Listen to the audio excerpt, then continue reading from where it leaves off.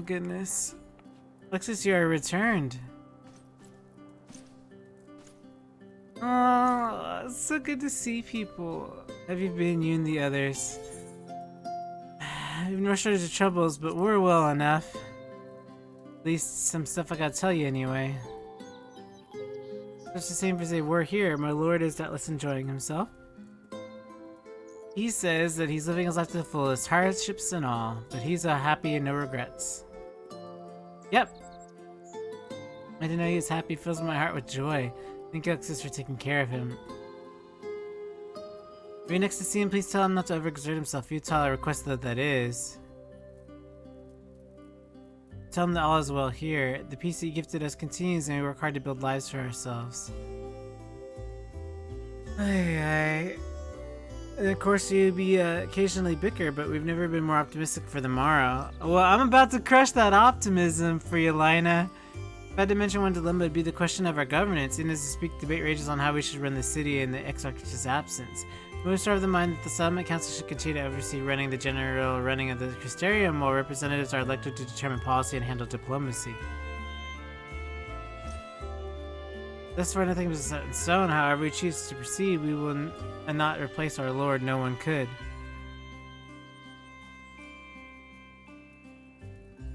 Well, can we sit down and have a serious conversation? Have you heard any unusual phenomena? Not to say that I have been curious that you should ask me this question, though. Some days ago, Ren came and asked the very same thing. She was rather unsettled, in stark contrast to how cheerful she usually has been of late. Well, my counterpart's running into problems too. She and the other Crystarian youths just hosted a festival, you see. Yeah, the one she's preparing for. It proved so popular that they already have plans for another celebration, one that's bigger than the first. Between her preparations for the festival and the restoration of the empty, she struck me as happy and full of life. So I saw her in a state of such worry, I couldn't help but feel worried in turn, especially since she wouldn't tell me what troubled her. I dare say she would be more willing to confide in you. May I ask you to broach the subject with her? Can you tell me where she is right now? I wish to enter the Ambiculus. Very well. I'll fetch the key at once and take the opportunity to find Ryan. Please wait for me in the city in front of the Cabinet of Curiosity. Shall we say I will be along as soon as I can. Yeah, walk faster than that.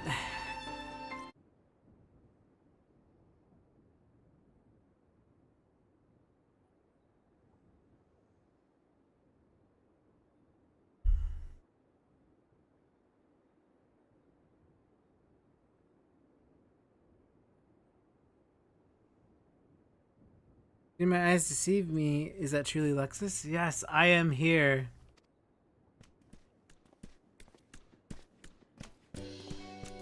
Numo! Well, it's Beglug, but still point. Well, glad am I to see you hail whole and friend. What a wonderful surprise to have you back with us at this most opportune time. We don't have time for none of y'all's little governing problems. Y'all gonna be dead if I don't solve my problem. My problem comes first this time. Draw upon records kept by the world's peoples. Historical, contemporary, first-hand accounts will be the centerpiece of the tome, but yours will be the one to crown them all. I've been asked to contribute a chapter on the soul, a subject matter that is key to understanding much of your endeavors. In the course of developing the spirit vessel, I gained valuable insights into travel beyond the rift. Knowing that allowed me to test your existence and deeds. Yeah, no, we don't got time for this, everybody. That's interesting. In your quest to restore the light, you face many formidable foe. Oh, but time runs differently here, right? Okay. Among them offered to our greatest struggle? Titania driven by light and loneliness. Bothri. Hades? This may come as a surprise, but... Truly, I never would have guessed, but then if I could, I suppose I wouldn't have had to ask. It is a tremendously eye-opening answer. Let's see your account of the battles features prominently in the tome. I know you tuck your ear off, Morin, but you really have to find this way. These documents and Yulmore would collect themselves.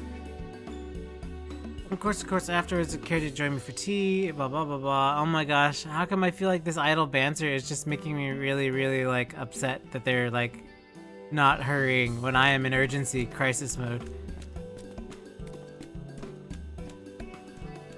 I gotta talk to this world's warrior light. Bring me Reen. please. My concern is my friend.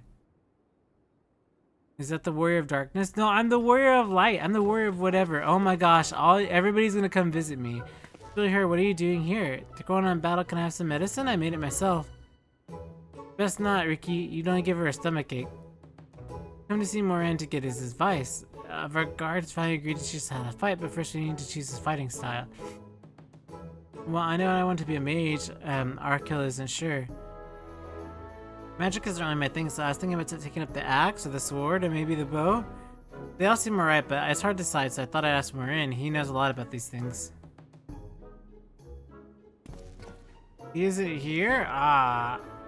Oh, why don't we have a word sword? Why don't we have the warrior darkness choose for you? You think best it's Arkell best axe, sword, or bow?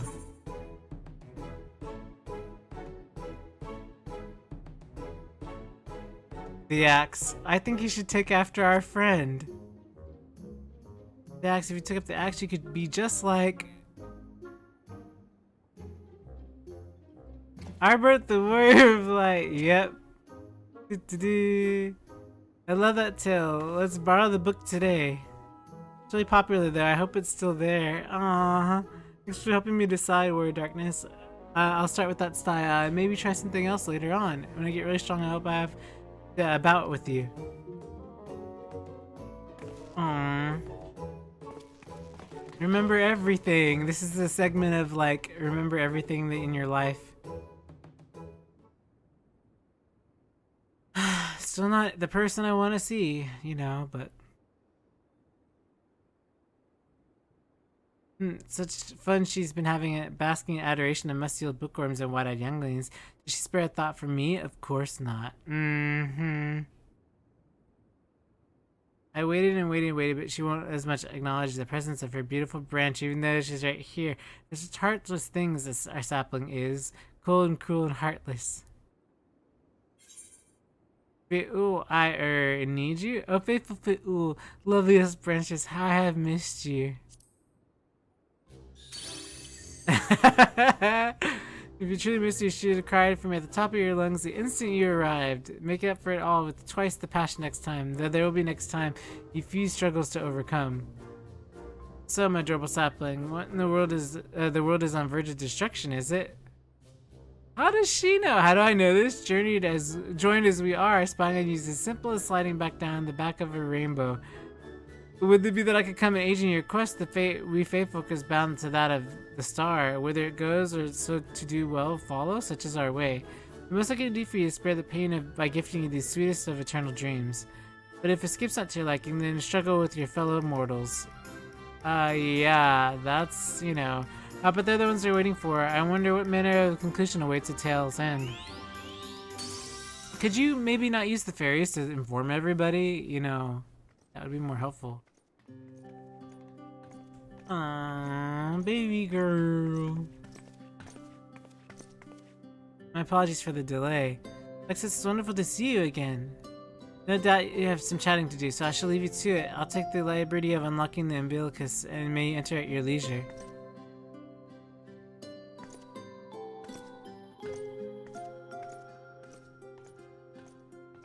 Oh boy, do I have a lot to tell you. Let me tell you, Green. I'm relieved to hear everyone is well. I had this feeling like a pit in my stomach. I was afraid that something might have happened. Well, not exactly, you know. It's just that I'm the Oracle of Light, but I've never spoken with Heidelin, never once heard her call. Even so, I've always had this feeling deep inside me, a connection to something immense. These past few days, though, the connection has wavered, as if something immense was distant, then close, then distant again. And then the other night, I was jolted awake by the feeling it had been completely severed. Once in some fresh air, I went out to open the window, and to my horror, the sky was ablaze like during a star shower. So she saw the same thing that we did. Well, you know, then I blinked and everything was normal. The next day, no one said a thing. No one else had seen what I had seen. As far as I could tell, nothing out of the ordinary, but I began to wonder if it was a figment of a half-remembered dream. Alexis, what are you not telling me? I have to know, please. It doesn't matter how terrible it is.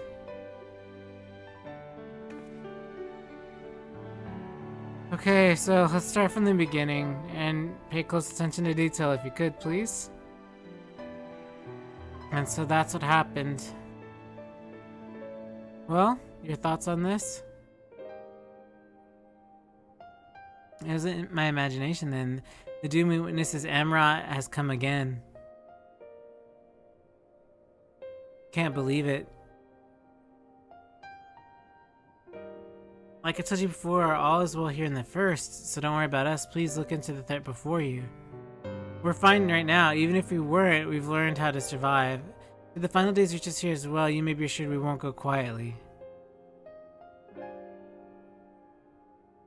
Now we'll hold on until you can find a way to save all our worlds. So as long as you continue to fight, so too will we, united in purpose beneath the blazing sky.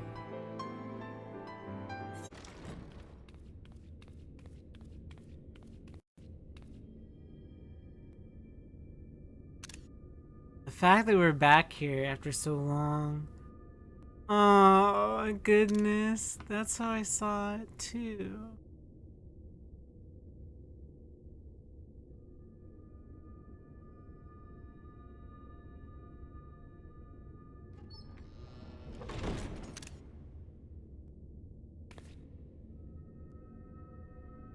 Time goes by so quick. It's so frustrating that time goes by so quick. You wait for something and then it's already here, you know? Okay, time to have this uncomfortable conversation.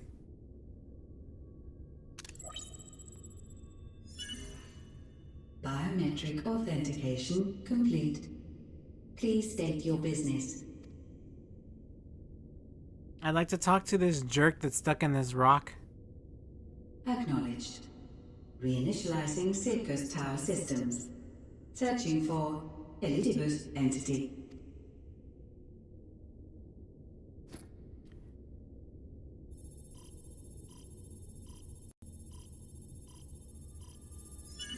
Target located in subterranean core power accumulator. Projecting image.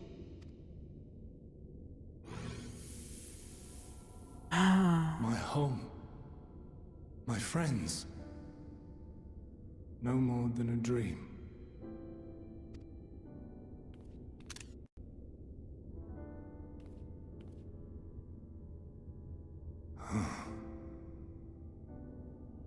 You. Why have you awakened me? I no longer sense those places beyond, or Lord Zodiac. You must explain all. This is not a conversation I ever thought that we'd even have. The death of Zodiac, the final days, Emerald, all of it coming back. So, he is fallen, and my brethren's souls returned to the star.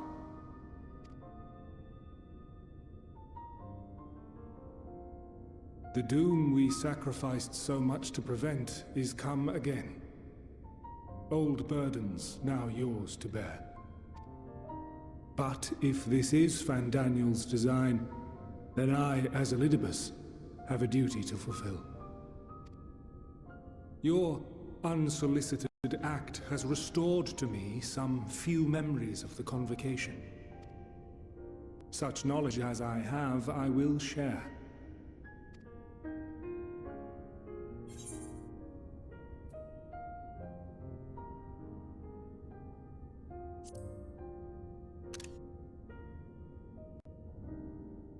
I'm sorry. I apologize for receiving a favor of the defeated.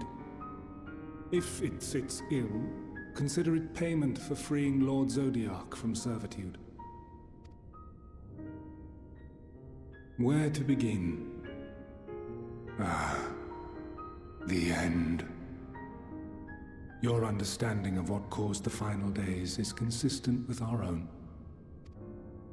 The decay first took root where the currents were weakest.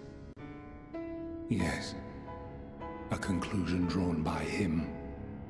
Fandaniel. Not the him of here and now, but as I knew him. Long, long ago. Having shed light upon the phenomenon, he dedicated himself to devising a countermeasure. Were it not for his knowledge of the Celestial, we would never have made the connection, and thence forestalled the final days. And though he inherited that noble soul, how different this last incarnation, so consumed by self-loathing and hate. Well, I mean, people change, right? Stuff happens, and you know. Elpis. Yes, the name is familiar to me. Yet I know it not as a flower, but a place. Wait, what? A testing facility for determining which of our creations were fit to be released into the world. Many worked there, and before joining the convocation and assuming the title of Fandaniel, he was their chief. He was Hermes.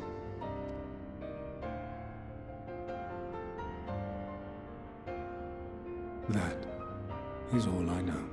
The crystals tell little of the lives the 14 led prior to their induction. Elpis itself would tell even less. Nary a ruin has survived.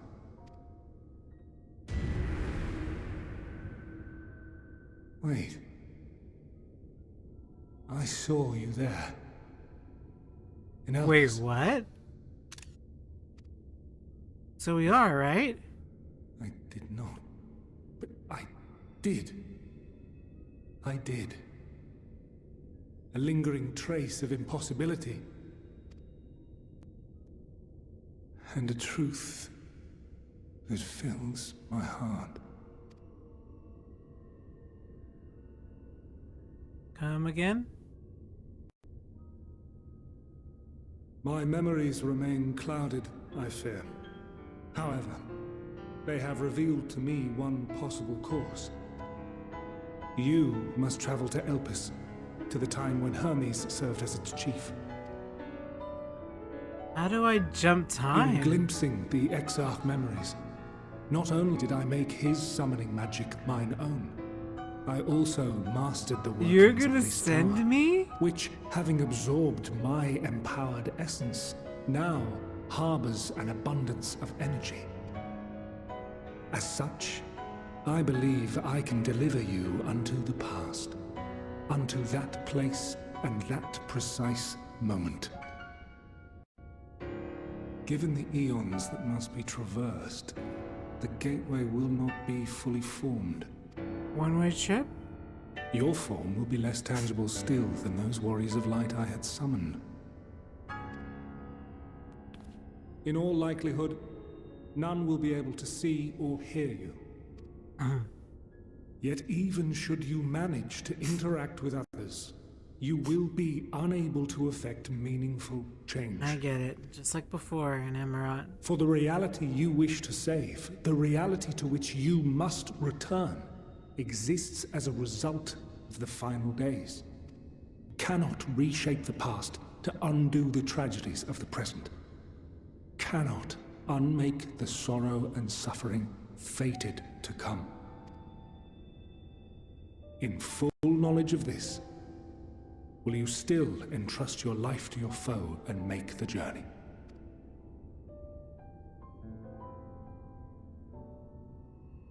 You know the answer. Very well. I shall cast you unto the river of time. Let this be my final act. You must input the commands. I no longer have the authority. First, you must reconfigure the systems, that the tower's ether may be channeled for the magic.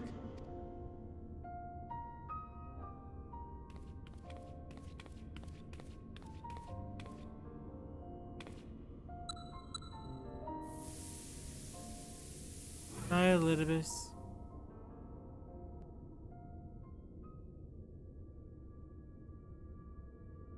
The preparations are complete. The gateway will soon open. Return at once to the ocular.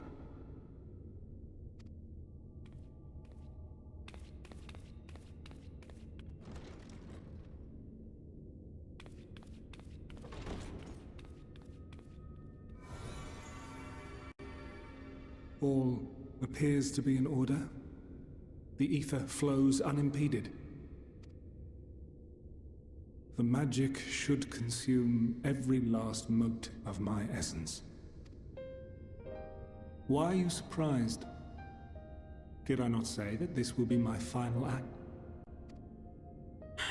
Lord Zodiac is no more. There is nothing for me here. Oh God, so The ones sad. I love and long to see again are waiting. In that promised land. Beyond memory and dream. Now go, warrior of light. Go, and do not look back.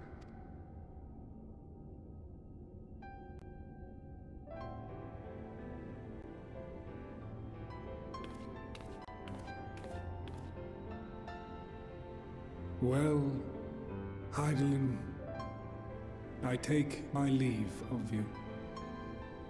Yours is the mantle of the last of us. May you have the joy of it, the burden, and the solitude. It falls to you now. You and your champion to save our star.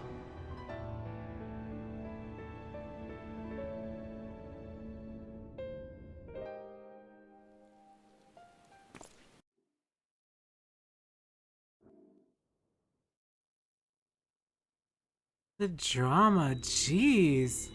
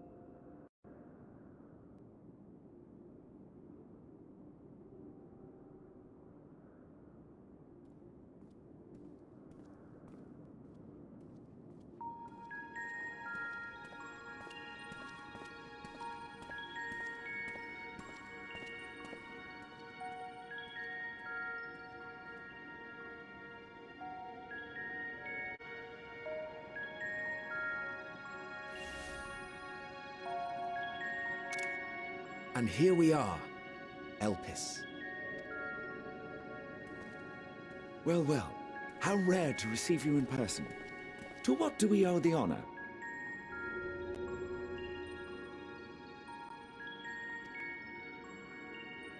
Oh, just a few odd tasks. We'll be here a while. Oh, is that Fan Daniel? Is that what he looked like before everything happened? You're welcome to stay as long as you see fit, of course. As a matter of procedure, however, I must ask that you kindly remove your masks.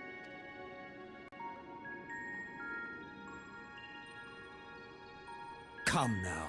Is this truly necessary? Surely you can tell who we are. Mm-hmm. Who you are, perhaps, but I am far less infamous. Regardless, if we do not follow protocol, 'tis our hosts who would be held accountable. So, please, do favor us with your handsome face.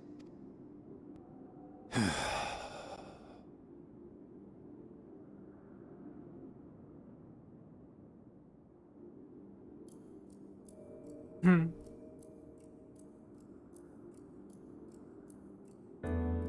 Well, well, well.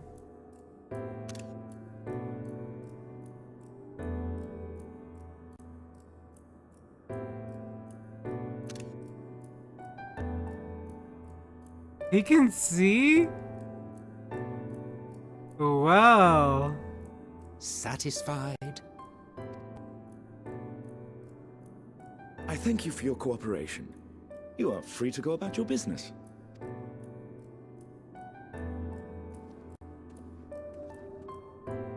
Wow, wow, wow.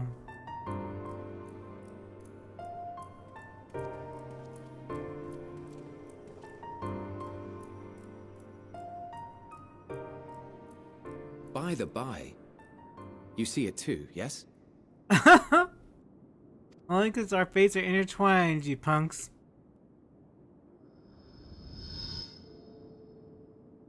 I haven't the foggiest what you're talking about.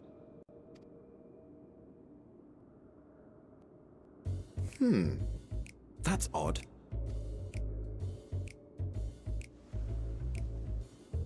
It's right here. A bit thin in the ether, but there's no mistaking it. The color of its soul is almost identical to Azem's. No, nothing. Do you suppose she created it? Rather unusual for a familiar to have a soul, though.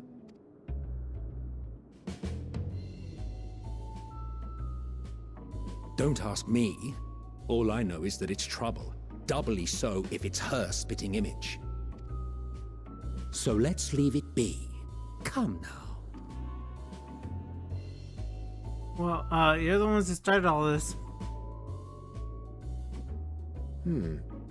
It's trying to say something, but it's literally too intangible to form words.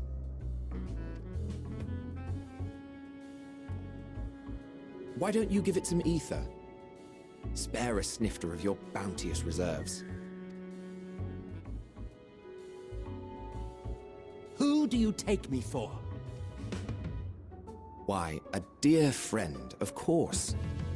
One who wouldn't let acts of kindness, such as my accompanying him on errands to far-flung outposts, go unrewarded?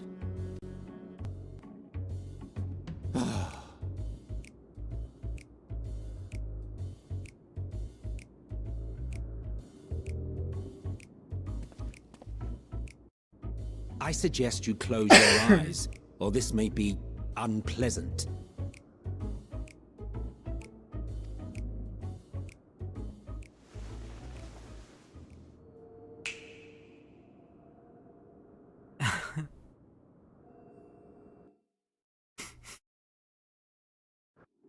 Well, isn't this interesting? You may open your eyes.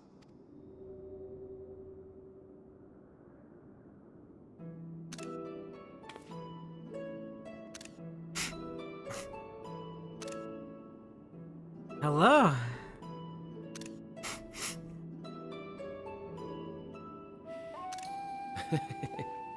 Still a touch small, don't you think?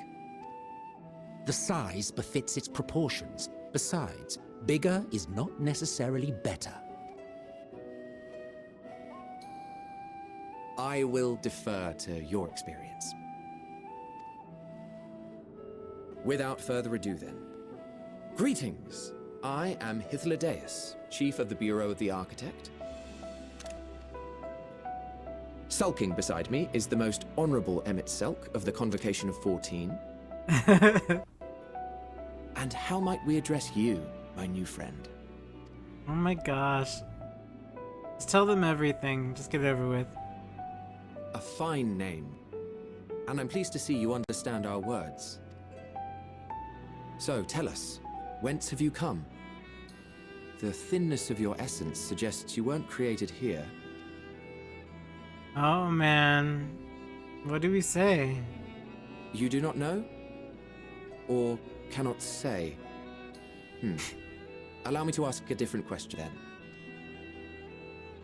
What brings you here? Ooh, that's even more loaded of a question. I seek a man named Hermes.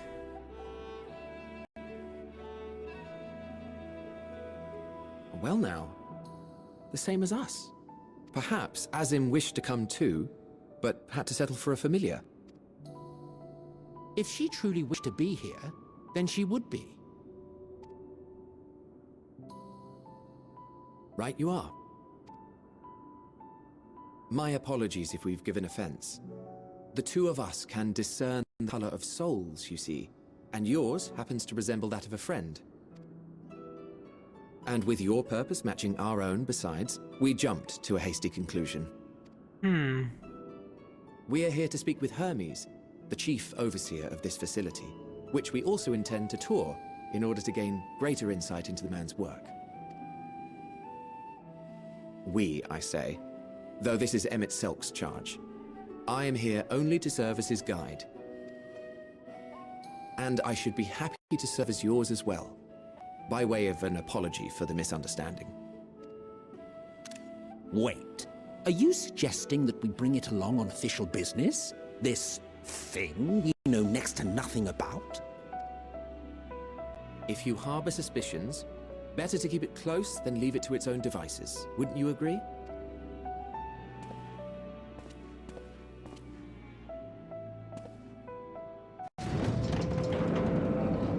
Besides, having a mysterious life form in tow is the norm rather than the exception here.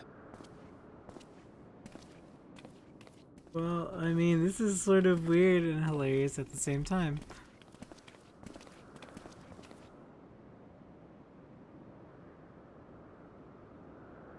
Welcome, my friends, to the testing ground of creation at Heaven's Edge. Elpis. Whoa! Whoa, whoa, whoa! The world unsundered?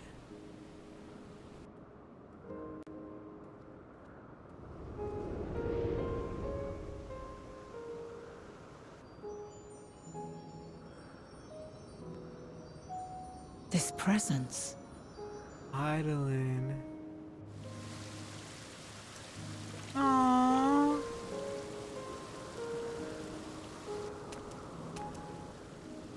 Hermes! Visitors! We have visitors!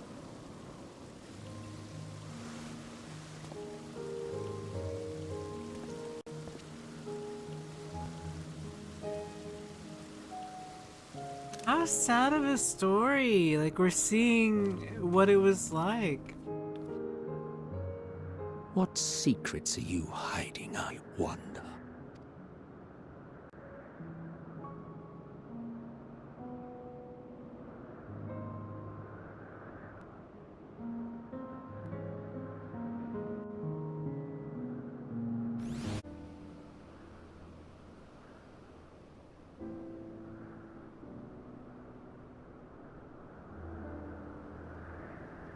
It's nothing fancy, but then we're trying not to stand out. Try it on for size. You turn living beings into clothing just like that? Won't someone be angry with us for using those creatures?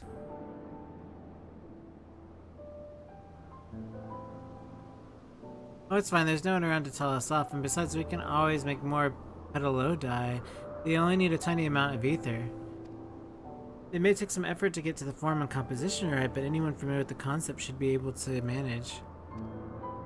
Well and good to disguise and educate it, but it won't fool anyone who can see worth a damn. Fair point, but at least very well should spare you from unwanted attention from casual observers. Mitzelk speaks true, even just like us, your unusual nature will be plain for any of those who look.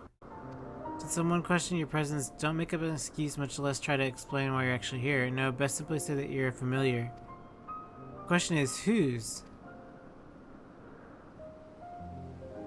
Ah, of course, the Zems. If you say you belong to her, people will give you the benefit of the doubt for any and all outlandish behavior.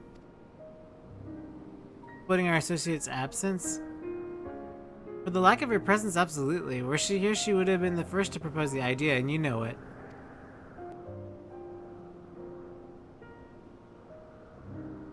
And with that, your story is settled. Let us continue with our errand.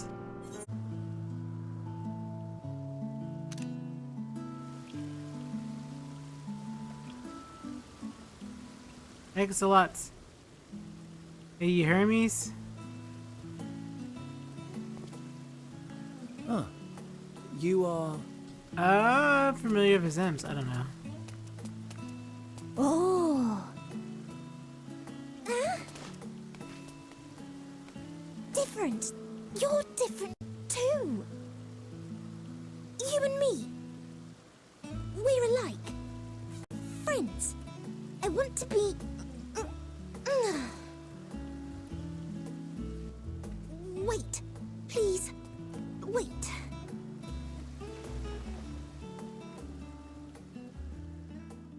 Greetings and salutations.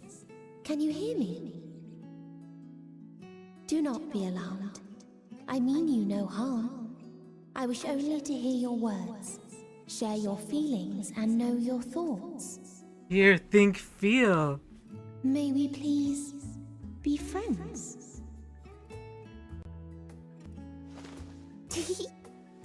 May we please be friends? Are you serious? Ah, I see you found him. What? It's Ladeus. It's been a while. Too long, I think. Too long indeed for close collaborators. On this blessed occasion, I bring not only myself, but others who long to speak with you.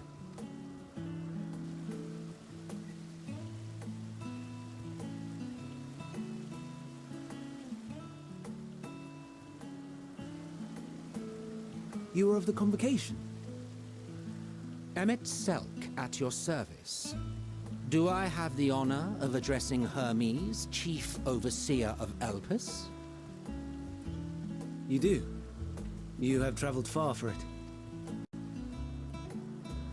Given your facility's purpose, its remote location is something of a necessity. Would that I didn't have to rely upon a guide. Oh, you wound me. Have I not ever been an attentive and helpful friend? But moving along to more agreeable company, this one we chant to...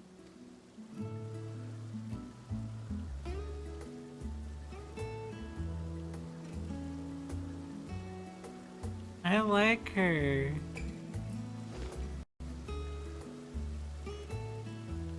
Well, you certainly have her attention. Is she one of yours, Hermes? Her name is Meteon. Means shooting star. I like her.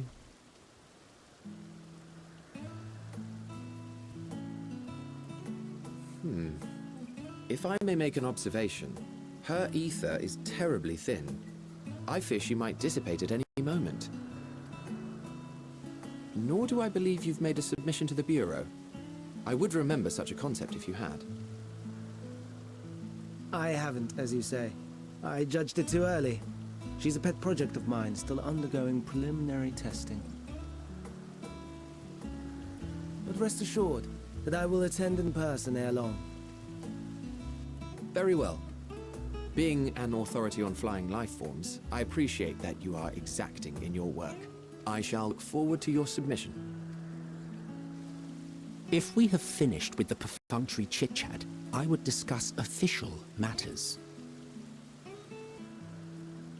By my coming, I trust you already anticipate the subject. I have an inkling, yes. Please wait to the main building yonder. I shall join you as soon as I've returned these creatures to their homes. What's wrong, Hermes?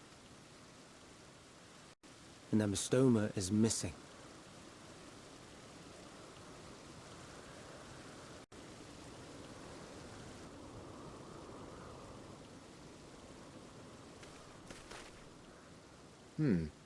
I may have found it. A creature with the self-same ether as those there, nestled in the boughs of a tree outside the grounds.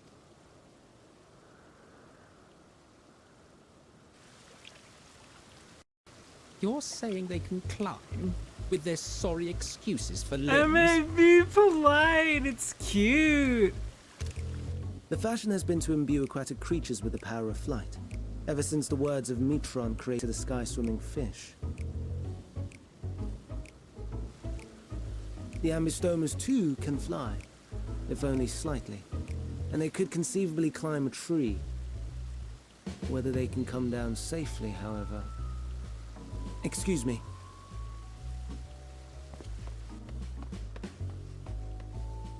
I'll help too.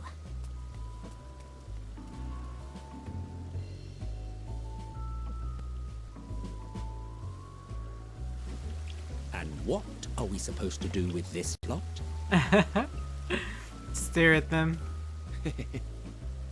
May I suggest we split up? If you would be so good as to assist Hermes, Emmett Selk and I shall keep an eye on these adorable creations in the meantime.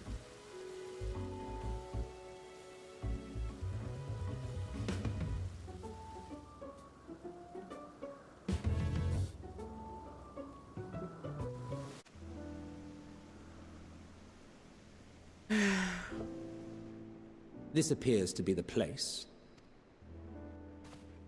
And here is where we part ways. Huh?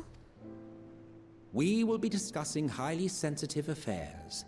Only a select few may be privy to such knowledge, and that does not include someone who cannot or will not divulge their origins.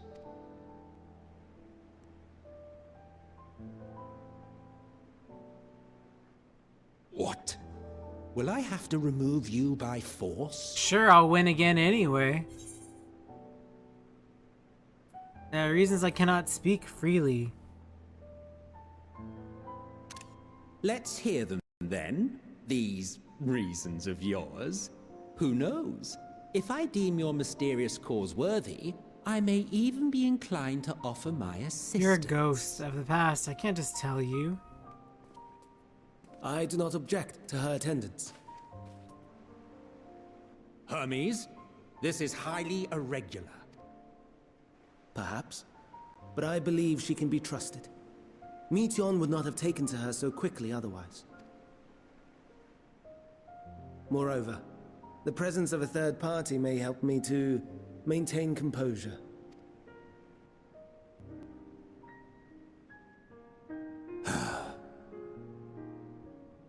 As you wish, then. Behave yourself, do you hear? I'm starting to get more and more happy that I smited him. I felt bad for him, but man, I bet you it's only after, right? We look back and I feel bad.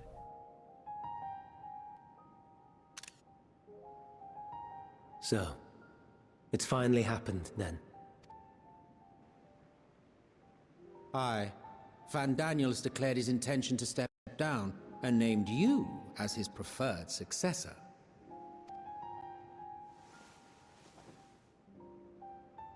In recognition of your knowledge and your works, the Convocation is giving the recommendation due consideration. As one who does not know you personally, I am to use my impartial eye to take your measure. And above all else, to ascertain your disposition towards the invitation.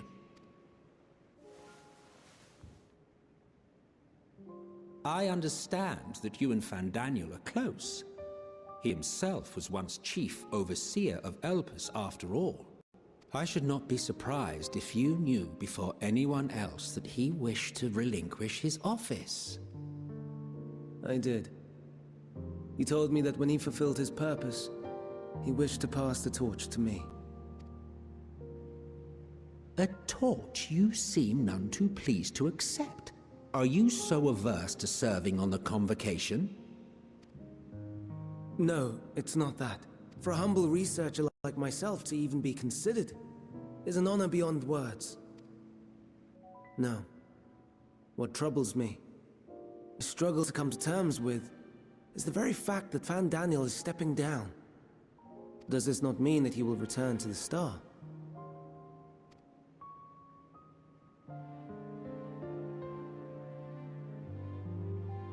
Of his own volition, yes, like so many others have before him. Return to the Star? Does that mean die? Well now, that's not a word I hear often.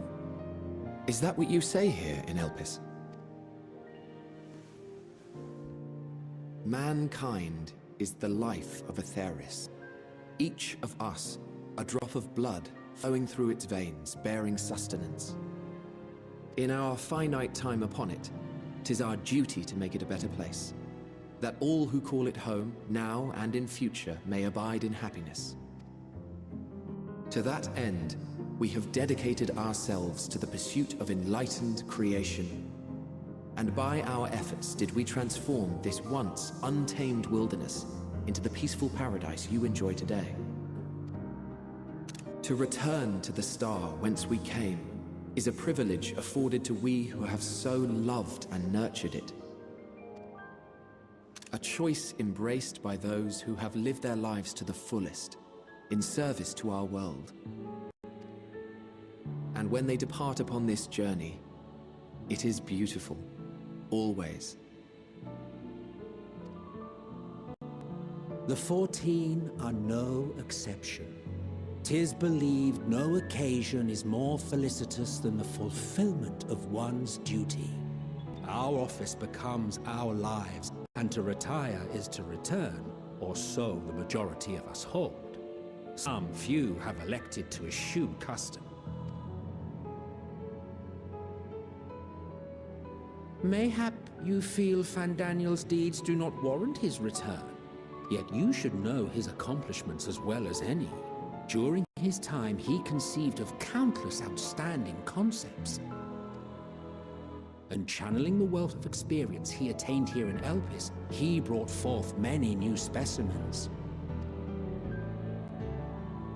I know of all this. I do. It's just, I cannot fathom why someone so great and wise, who could still do so much good, would want to end it all.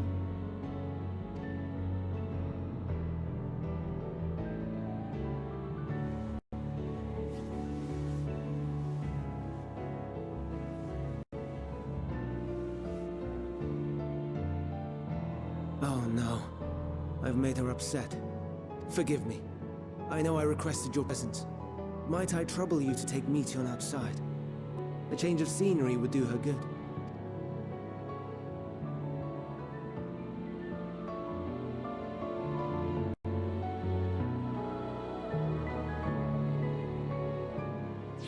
Greetings, can you hear me? This is my power. I can read the emotions of those around me and protect my emotions to others in return. She's like the flowers! I'm not actually speaking to you in your mind, rather you are converting my emotions into words and intention, a process performed subconsciously by intelligent life forms. This ability is vital to my mission, for it allows me to interact with intelligent beings even should they communicate via unknown languages or other nonverbal means.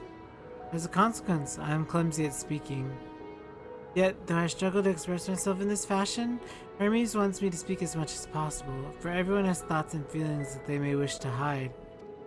I harbor an affection for you, one that is difficult to define. Aside from the fact that you share common traits with us, your thoughts are complex, prismatic. They draw me in and they leave me wanting to know more. Out of respect for your privacy, I will refrain from using my power when speaking with you. Nevertheless, I want you to know that I wish to be your friend.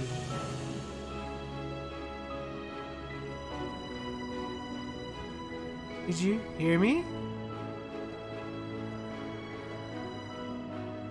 Good, now it's my turn again. So, what are you good at?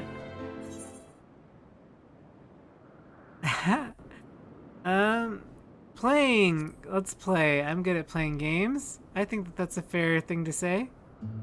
I'm still not sure what that means. Hermes says, let's play, but then he goes out for a walk or looks at creations. It's fun, but no different from work.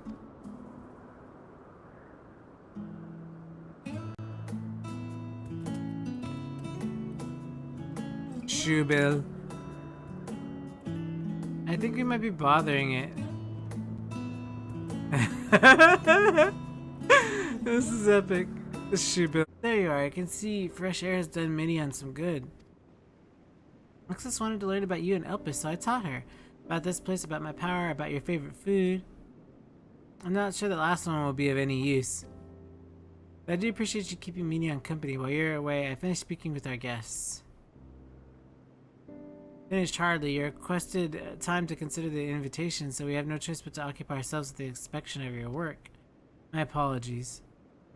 It's been decided that Emmett, Selk, and Hyladelius have company as well as attended my duties. If you wish to learn more, perhaps you'd like to come? But to remind you, she is no way associated with the convocation. We simply chanced to meet her at Propylion. There's no guarantee that the matter you discuss will remain private. I do not mind. I see her presence See the joy her presence brings me on. I cannot imagine our mysterious friend harbors malicious intent. Alexis is kind, truly is. She taught me much as I taught her. You're coming to the course to watch harmonies. You're bound to learn lots, lots, and lots.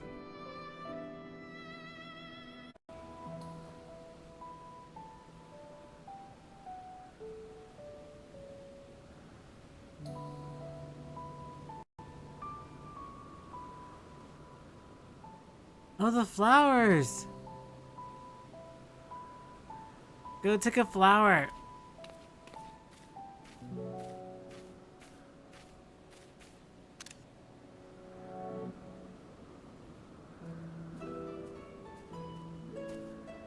This place is Elpis. Those flowers. Elpis. Entelekis. Like me. Oh, they read the minds and hearts of people.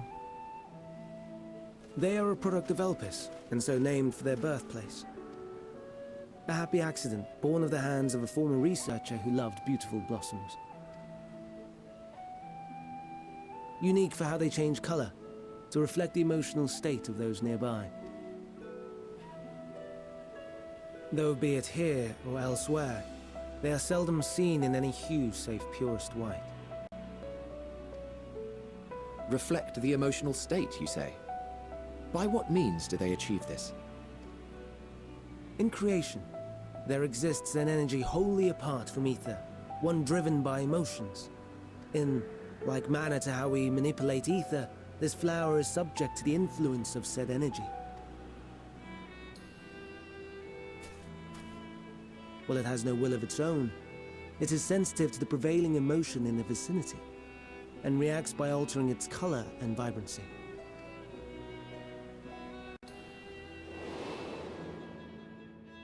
Akasha? It is one of the unseen energies defined by Harnish alchemical theory. Though a gross oversimplification, some describe it as an essence influenced by feelings.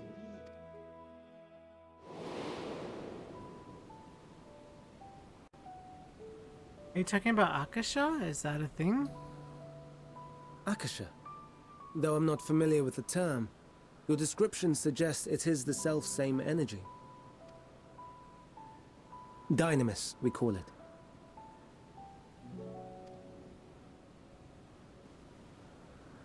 And those entities like the Elpis flower that have the ability to interact with this energy, converting emotions into tangible phenomena, are Entelekis. That's me! That's me! An Enteleki! That you are, my dear. And no ordinary one at that, but the first possessed of free will. Wait! A form of energy other than ether? Dynamis? I've never heard of such a thing. Hardly surprising. Dynamis cannot be seen, much less felt. And though its existence has long been theorized, we had no proof until the flower's serendipitous creation.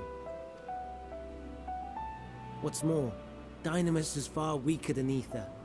Under normal circumstances, its effects are drowned out by the latter. On account of which, beings comprised of and reliant upon the ether, like you and I, are unable to make practical use of Dynamis. 'Tis a truly esoteric thing, known to but a select few scholars. Intriguing. Then, given the limitations you described, why create Meteon?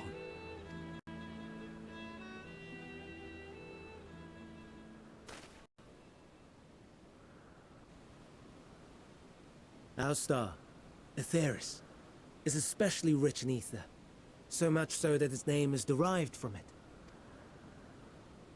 However, when we consider all energy in existence here and in the vast space beyond, Dynamis may account for as much as 68.3%, the more abundant form by far. Were we able to control it, we could open the door to limitless possibilities. 'Tis not unlike a gently flowing stream, unable to break through the dam of ether barring its path. But if we could imbue this stream with the vigor of a raging river...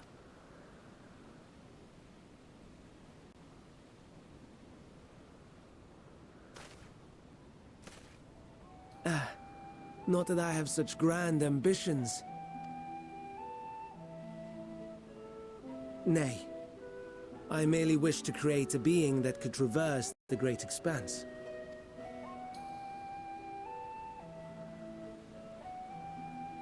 The relative scarcity of ether beyond the bounds of this star was a concern. And so, I looked to another source of energy by necessity.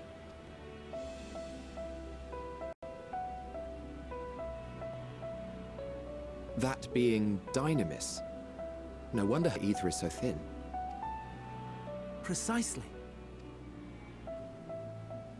Yours is thin too. Like an Enteleki. Like me. Oh my. So, are we the same? Intellects. Not something I expected to be said to me. Well, I have been known to transcend my limits with nothing but determination. If I'm thin, it's because Emmett Silk didn't do a proper job. Well, aren't we ungrateful? Mayhap I should revert you to the pathetic, faded thing you were. Then I'll just knock you upside the head like I did The before. deficit of ether alone does not an Enteleki make. It would, however, make it easier for you to interact with Dynamis. And limited though its influence may be, this quality could prove the difference between victory and defeat. You do well not to underestimate it.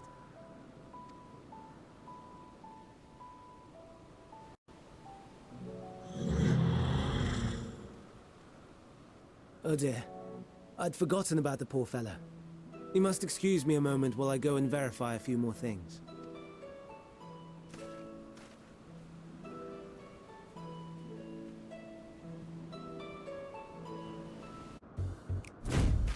I will not take no for an answer. No, no, no. You are not foisting this nonsense on me. I'm given to understand you have the power to help the Charybdis, and should be quite willing to do so. And so I appeal to your better nature, most benevolent Emmett Selk.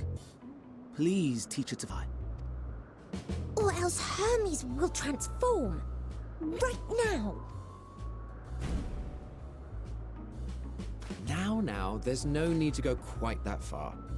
Altruism is its own reward, as I'm sure he would agree.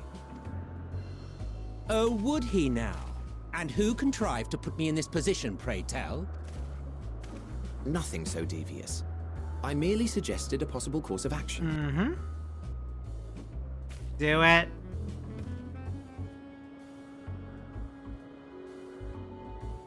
Please, Emmett Selk. Please. I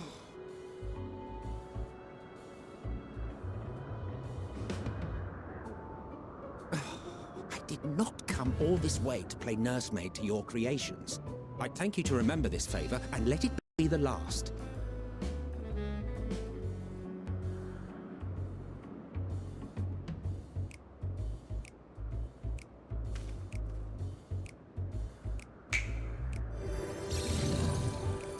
Ooh. Pretty shiny doggy. I will aid it once it has taken to the air. It falls to you to shepherd it skyward.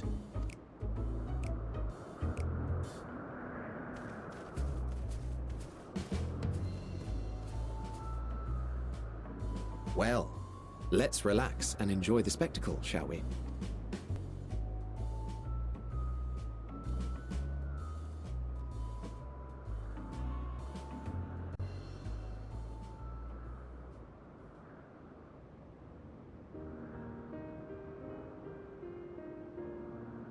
You were wondering why Emmett Selk joined the convocation.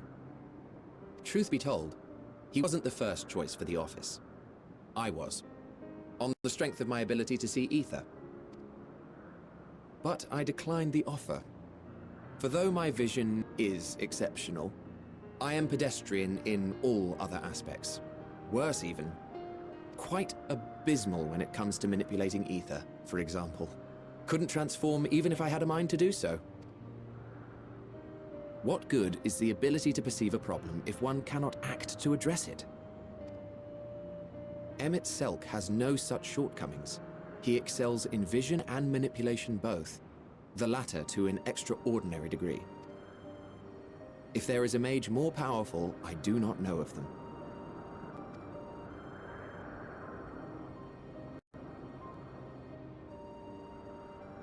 Thus did I recommend him for the office in my stead. And I wasn't the only one. Far from it. Countless others vouched for his skill and character. People the world over, to whom he had previously lent a helping hand. Oh, how surprised he was. Claimed he hadn't done anything remarkable for anyone. Modest to a fault. He deserved every bit of acclaim he received. Yet he may well have gone unappreciated were it not for a mutual friend. A singular soul who can't help but involve herself in the business of others. Where she walks, excitement is certain to follow. Her antics irritate Emmett Selk to no end. But much of his grumbling stems from genuine concern. When our friend calls, he never fails to answer and lend his talents. And in the course of doing so, he himself came to be recognized and respected by those around him. They are truly remarkable individuals, and I'm proud to call them friends. To help them realize their dreams. This will be my greatest contribution to our world, and when they have fulfilled their respective purposes, so too shall I have fulfilled mine, and together we may return to the star. Look at me, spilling my innermost secrets. I can't seem to help it with you. I can only assume it is due to the color of your soul. I just don't understand how you can be so alike and yet so different. Well done, my pet. Well done!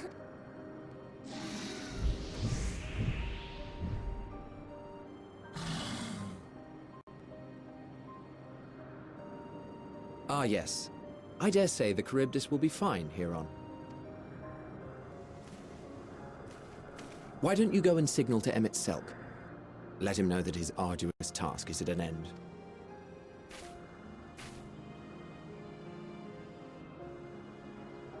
What are we even doing here?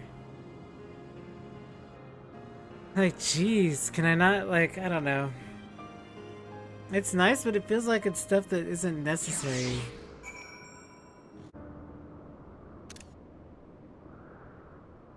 Oh, Elpis flowers are here too.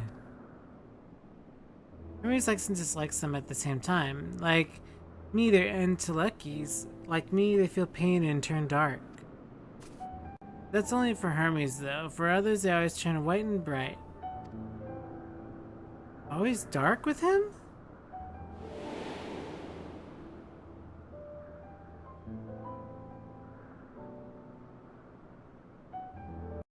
Why always dark with just specifically him?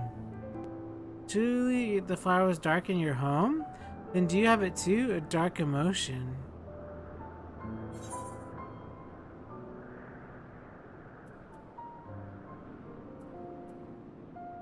I know the pain of sorrow and loss. I see. Hermes is in the same. That feeling that part of you is gone again and again, but no one notices. Please, Lux, won't you lend it to me, your pain and sorrow? I want you to make the flower dark in front of Hermes. He's been in a dark place since before he created me. He needs to know that he isn't alone there, and that others are sad too. Surely you'll do it?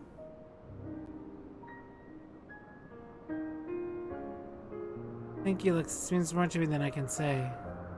Wait to see how Hermes reacts. Let's go back and fetch him.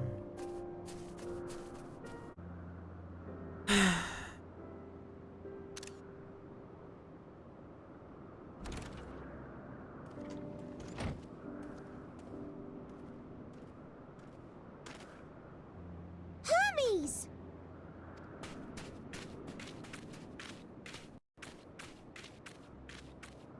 Oh. You were waiting for me. You've finished talking? Yes. We've come to a decision. My thanks for keeping Meteon company. Emmett Salk and Hythlodaeus have already retired to their rooms. There is room for you too, if you would follow me. Wait!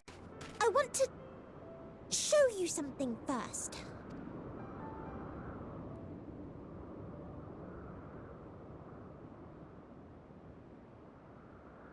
Oh boy, does this make me anxious.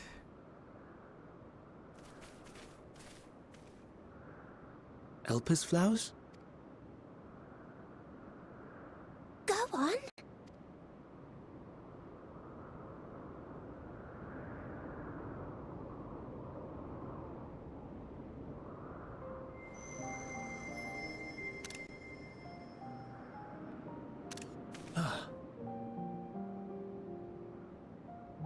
You're not the only one, Hermes. Others feel sad too. You're not alone. I see Meteon has shared much with you.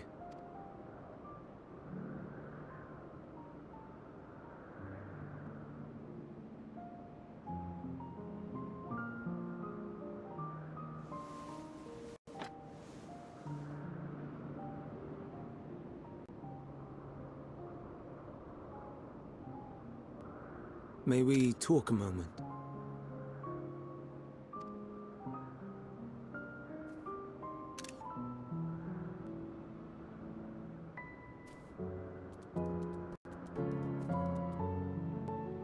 Oh, hello. Goodbye. I do not think it wrong that we live for the star, that we strive to make it a better place. And yet, in carrying out my duties here, there are times when I am plagued by doubt. Do you recall what Hythlodaeus said when we first spoke of my nomination? Death is the privilege of those who have fulfilled their purpose, a choice they embrace of their own free will, and when they depart, it is always beautiful. Perhaps it is, but only for man.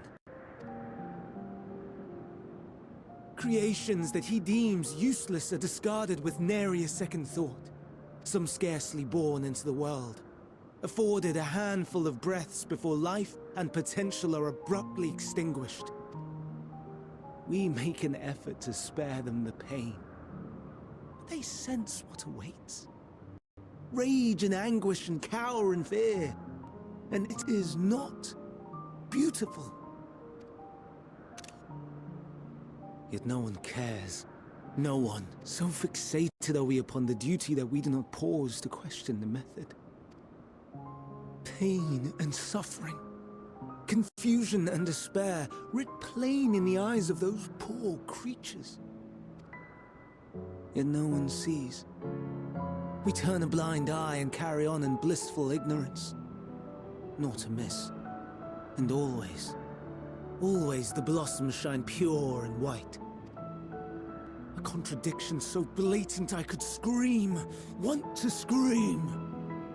How can you all accept this aberration? Then I wonder, am I the aberration for thinking thus? And I am filled with dread. But now I know I'm not alone. Not the only one for whom the flowers weep. I won't ask what you thought as you kneeled beside the Elpis, or if you only did it at Meteon's insistence. Nevertheless, I thank you. To know that you too have experienced suffering is a comfort.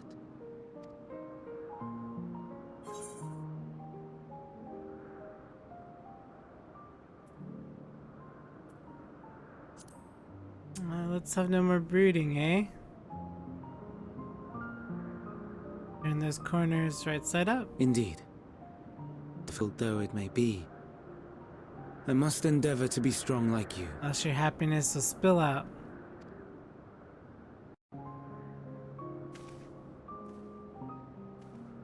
The stars in the heavens.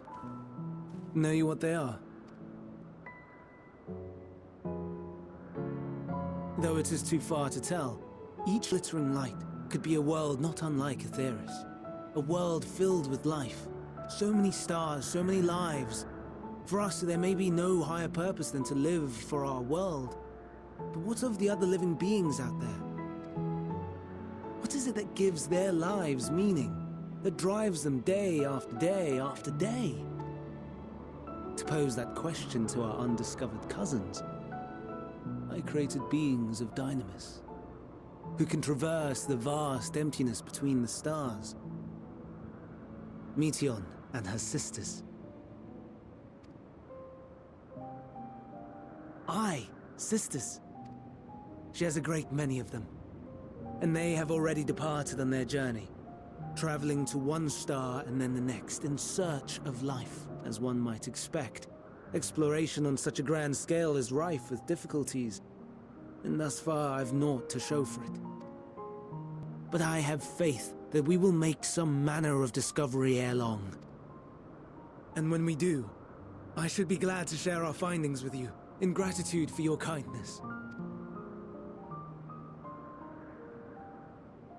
It's getting rather late.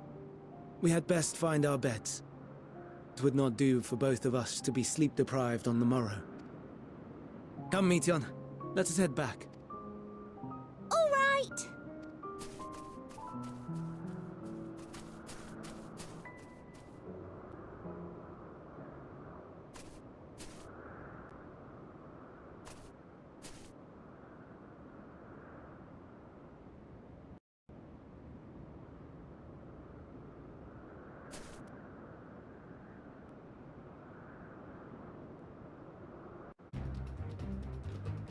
A big doggy that can fly. What kind of things are they coming up with? Now.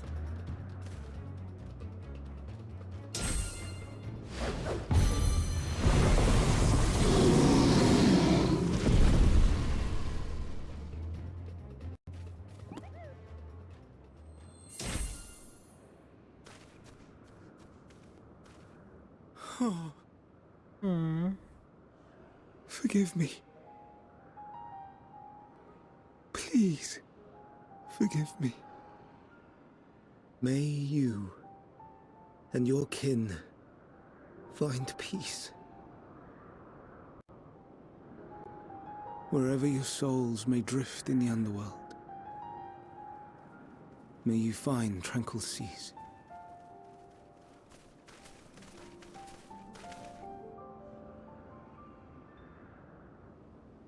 Be not forgotten. In concept endure, to reclaim form and one day live again. Serve not the star, or any purpose save your own. Live again, if that be your desire.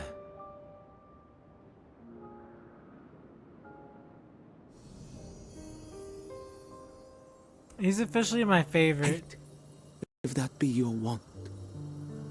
We are worthy. But leave your suffering behind. Lay down your burdens, be born anew. Fly high. Fly free.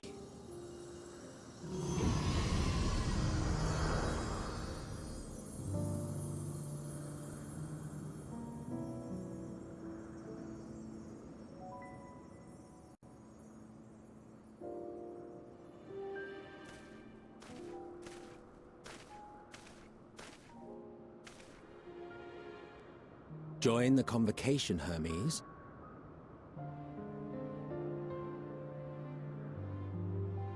You do not belong here. Leave to replace another. To be replaced. It changes nothing. Tell me, do you think it right that we sacrifice all these lives for the sake of the star? And when the star has reached perfection, what then? If all who are satisfied choose to die, shall we all die in satisfaction?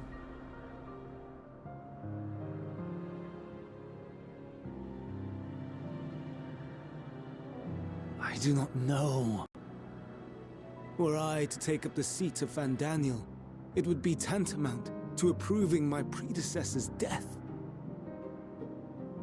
I do not know if it is right. And to be torn by such thoughts, I do not know if I am fit to represent mankind.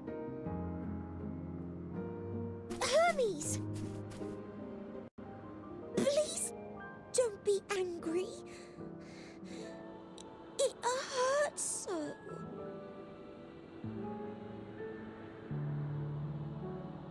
Forgive me. If you would still consider me in spite of everything, I beg some time to gather my thoughts. Meanwhile, Hythlodaeus, I fear I must trouble you to attend to the others. 'Tis no trouble at all. Take as long as you require.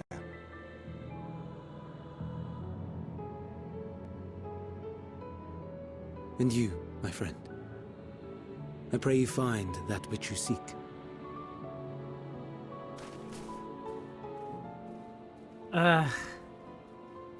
Right up there with Matsuya and I Nidhana expect is we have Hermes. some few matters to discuss. Shall we return to the 12 Wonders for a time? Aye.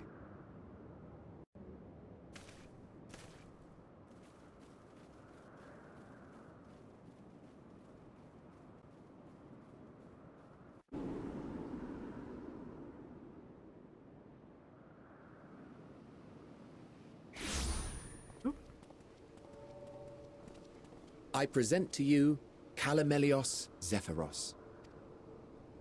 Here you will find a number of testing facilities, as well as the observation hub of Poiton Oikos. Right then. Let's begin by...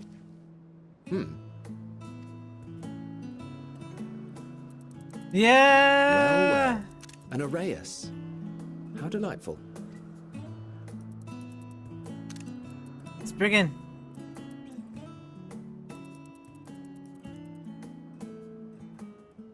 And what, pray tell, is that?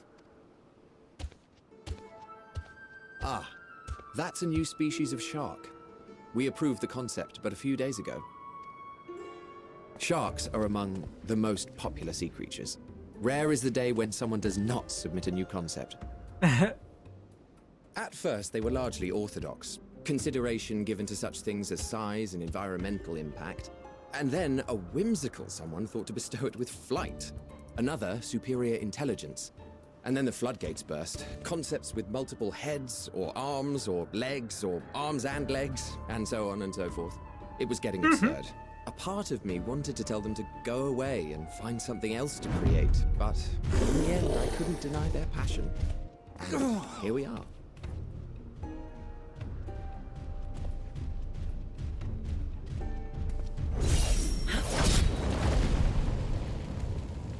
Hello, person flying from the sky that is not Estinian. Ooh, my pretty blade. That was too close. Are you unharmed? Mommy Heidelin. Well now, if it isn't a pair of familiar faces. Banar, that we should meet you here.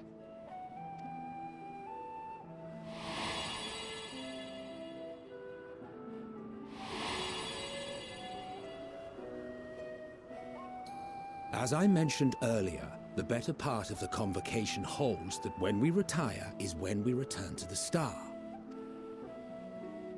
Well, she is not among said majority. Even after stepping down, she carries on with her work.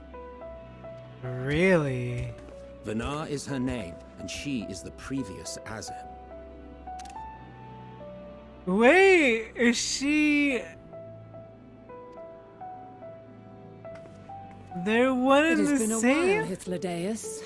You look well. Less so, Emmet Selk. I dare say the lines upon your brow have both deepened and doubled in number. A shame for one so young. You must make an effort to frown less often.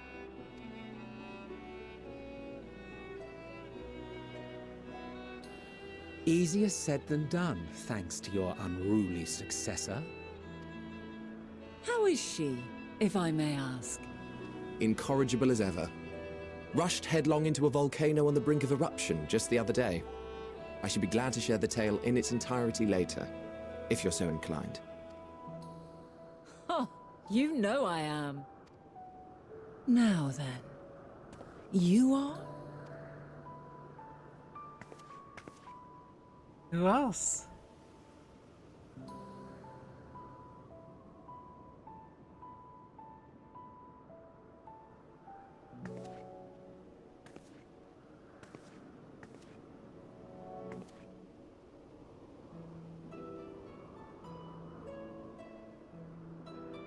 I say, have you perchance come from the future?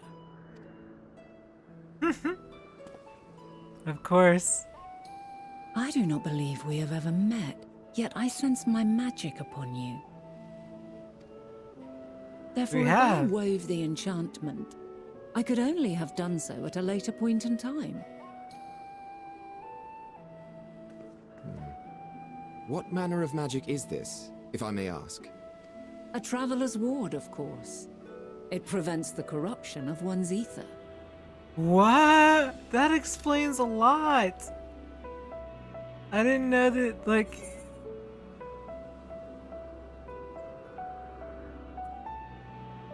That sounds rather like the blessing of light.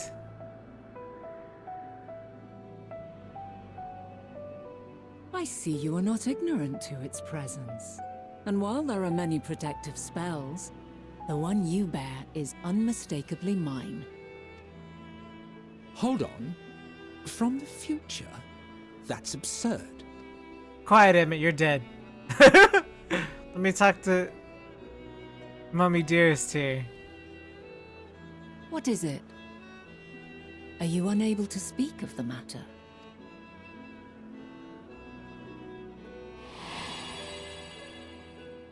The reality to which you must return exists as a result of the final days. You cannot reshape the past to undo the tragedies of the present.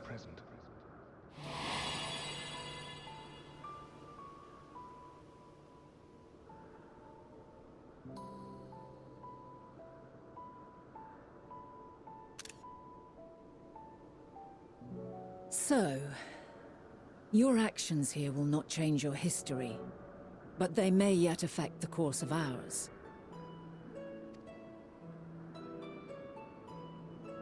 How very exciting! I'm quite fond of delving into the unknown, and there's naught more unknown than the future. Until a moment finally arrives, we cannot know for certain what will come to pass, regardless of our supposed foreknowledge, so you needn't worry for us. More importantly, that you should go to such great lengths as to travel unto the past bespeaks the gravity of your quest. Will you not reveal it to us? Mayhap we can be of aid to your cause.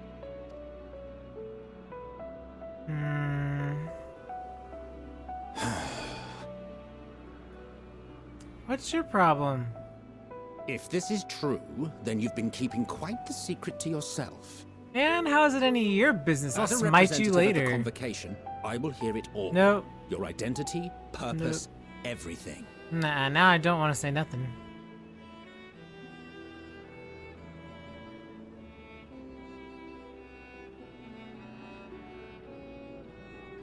Why don't we move to a place more conducive to calm conversation? I've been working here for some days now at an old friend's behest. If it is agreeable, we may make use of my accommodation at Poiton Oikos.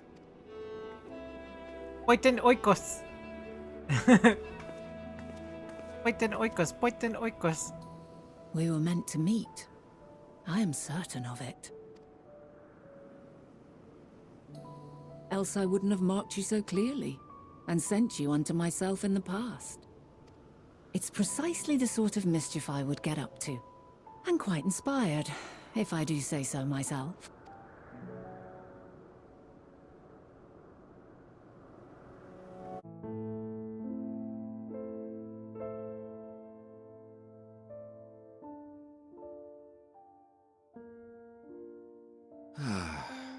A wonderful aroma. I feel more relaxed already.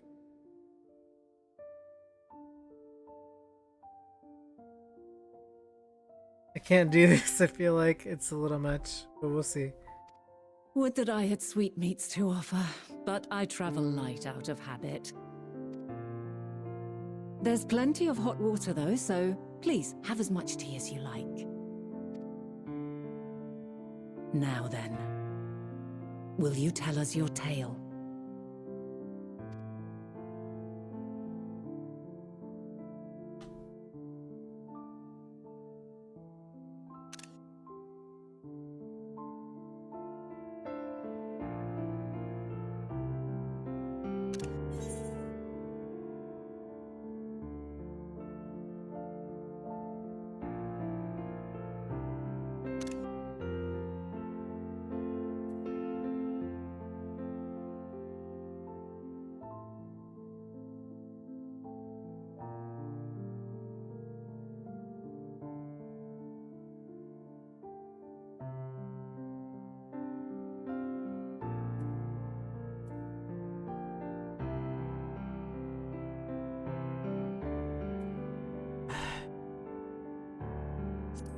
Allow me to call the final days is but fall in the star.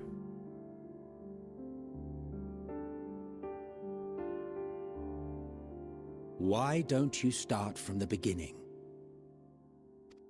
Can't. Long ago, there was a man named Louis Soif from the Dalamid that was sealed by the Allegans. Burst forth, he used magics to seal it. He met the Asians, who lost to Brita, who sealed an Asian. All thought that they were enemies and plots that led to the final days. And Daniel killed himself, which triggered everything, and the worlds became sundered. Zodiark, Heidelin. And now you know. And this is the result of everything. Elidibus, the Asians, you. Everyone couldn't give up what they had lost. Amarant.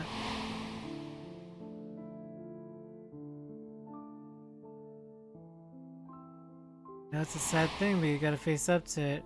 And then, of course, Zodiark, and now the world's going to fall. You have to evacuate everybody, and we have so little time to do it.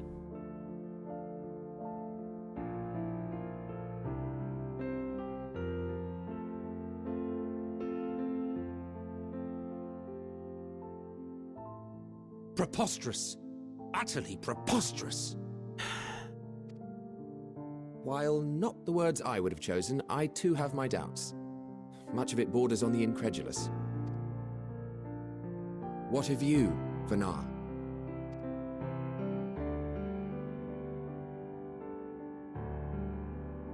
Not knowing the precise details of the first final days, it is difficult to determine the veracity of the tale. Supposing it is all true, I must ask myself why I would do what I did.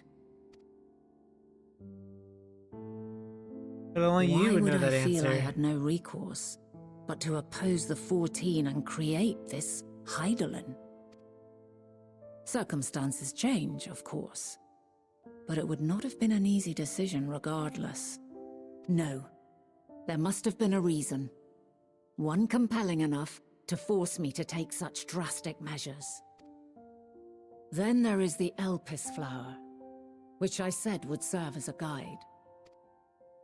That it's of import to your mission is plain, but your presence here leads me to believe that this place also holds significance. But what could it be? What are we meant to accomplish? Might it not be simply thus? In the future, whence she came, the final days could not be averted. Mankind has no choice but to flee the star. By alerting us to that eventuality, perhaps you wish to pave the way for other futures. Theoretically speaking, it is a possibility. Yet if that were my primary objective, I see no reason to guide our friend to Elpis specifically. The capital on Amarot, or even my own home would be more logical destinations.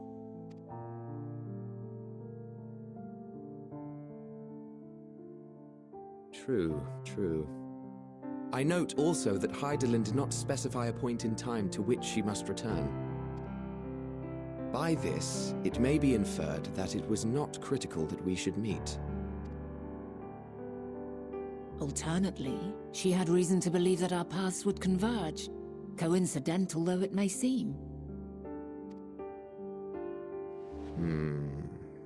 This is quite a puzzle, and we do not have all the pieces. Hardly any, but we do have one immutable fact. If the final days are indeed as described, they will bring death to all that I hold dear. Yet despite being afforded long years of preparation, the only provisions I could make were for flight. Nay, my first and foremost endeavor would be to find a way to forestall the coming doom.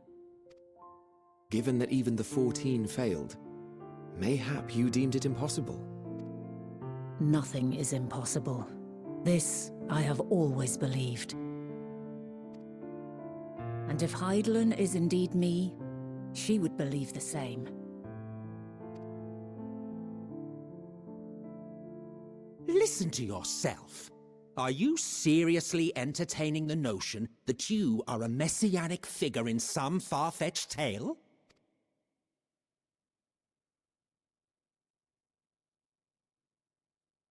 Well, I will not. I refuse to accept that our world could be undone by some unforeseen calamity. I also take offense to my portrayal as a megalomaniacal madman. Well, to you were. sacrifice oneself for the star is a noble act, and I would hold those who gave themselves to this zodiac in the highest esteem. Yet, you claim I recreated Amarot and populated it with phantoms of our people? A bizarre indulgence that would be insulting to their memory. Worse still, I even invited you there. Literally invited my own downfall. Why would I do something so idiotic and inexplicable?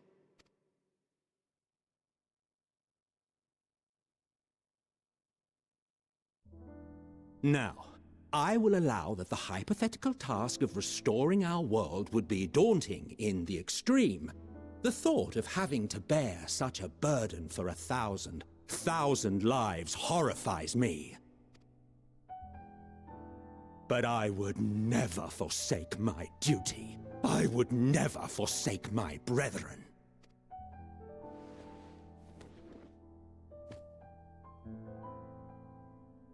You do not know me. I've had my fill of your fiction. I will return to my duty, and you will not bother me again.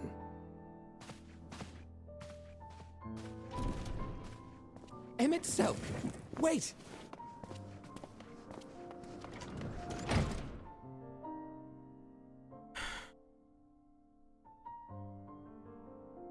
You've seen much of Elpis already. If you have any observations to share, I should like to hear them.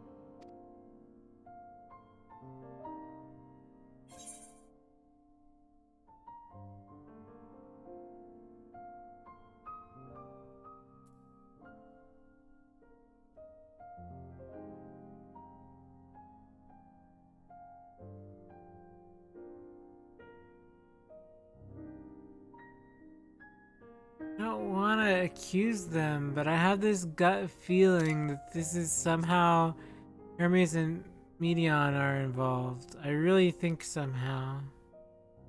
Hermes and his creation Meteon, you say? If Dynamis is the self-same energy as Akasha, as it likely seems, then those two may well be at the center of the calamity to come.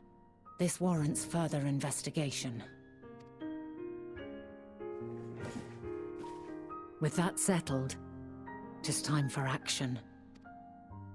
The missing pieces of the puzzle are here, I'm certain of it. And when you find them, the picture my future self has painted will be complete, and you will have your answer. Now suffice it to say, I will aid you in your quest.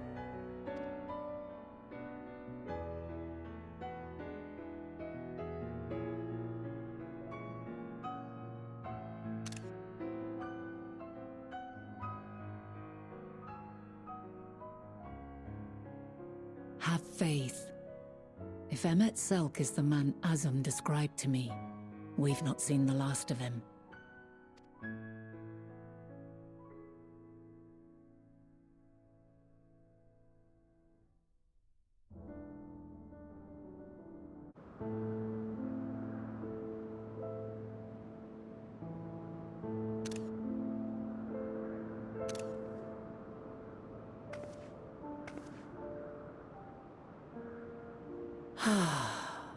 A delightful breeze and a breathtaking view.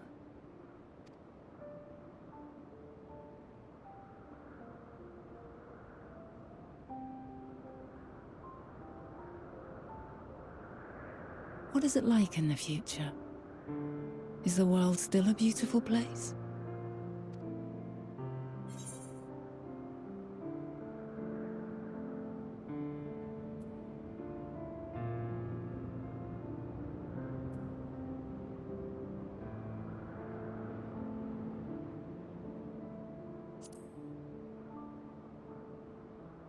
As beautiful as ever. I swear I could hear the glimmer in your eyes and the adoration in your voice. While we wait, will you not tell me about your adventures? Well, not the portentous events which led you here, but the simple delights all your own. By learning about the future world, I may gain insight into future me's plans. But more than that, I have an interest simply as a fellow traveler. Short of going somewhere oneself, there's naught more stirring than hearing another's account.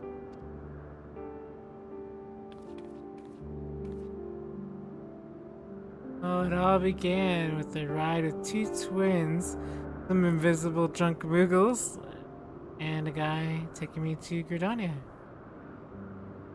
I traveled there, I met so many people, the grand companies,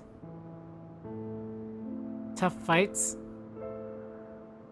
dragons and beasts, and much fun. Sail the Dragon Song War. Incredible. Would that I could have been there to see it.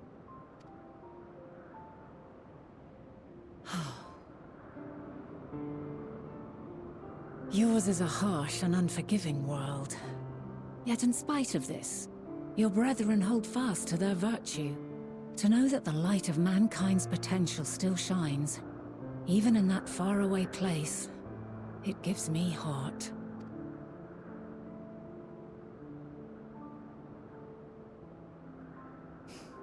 Thank you for regaling me with your tales. I will treasure every word. As you know, I was once a scholar. And among other things, I sought to understand the workings of the world. What exactly is ether? How formed the laws of nature? Whence sprung mankind? Riddles and mysteries beyond counting. Over the years, I have managed to find answers to some few of them. Yet rather than attain a sense of mastery, The more I understood, the more I came to hold the world and its miracles in awe. We too are miracles, each and every one of us, born of the warm breath of life that traverses the heavens, swirling through eternity. When I fully grasped the improbability of our existence, nothing felt impossible anymore. If it could be imagined, it could be done.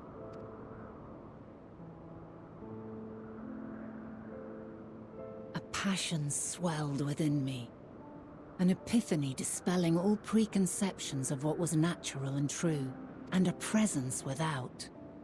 Immense, yet intimate. Fate, perhaps, holding us in its tender embrace. As reassuring as it was intimidating, how keenly aware I became of creation's fragility, built as it is upon precarious happenstance. I was overcome with an irrepressible urge to know the world more intimately, to hear its voice, feel its breath. I ventured forth on a journey that very day, so very long ago now. Freed from presumption and prejudice, I saw the world through a newborn's eyes. Everything fresh and new, and so beautiful. Lands that stretched on forever. Skies one could drown in. The heartbeat of nature, silent yet strong. And amidst it all a people. Beacons of light and life. Laughter that warmed my heart like naught else before. They are my meaning, and my purpose, my love. And so long as they need help, I cannot return to the star. Perhaps my future self is still waiting for it. The moment she can let go and walk unto the end.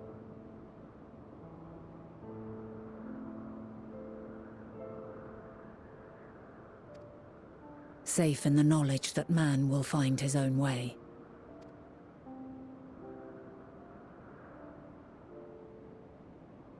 You, who are our future, tell me this, and tell me true. Has your journey been good?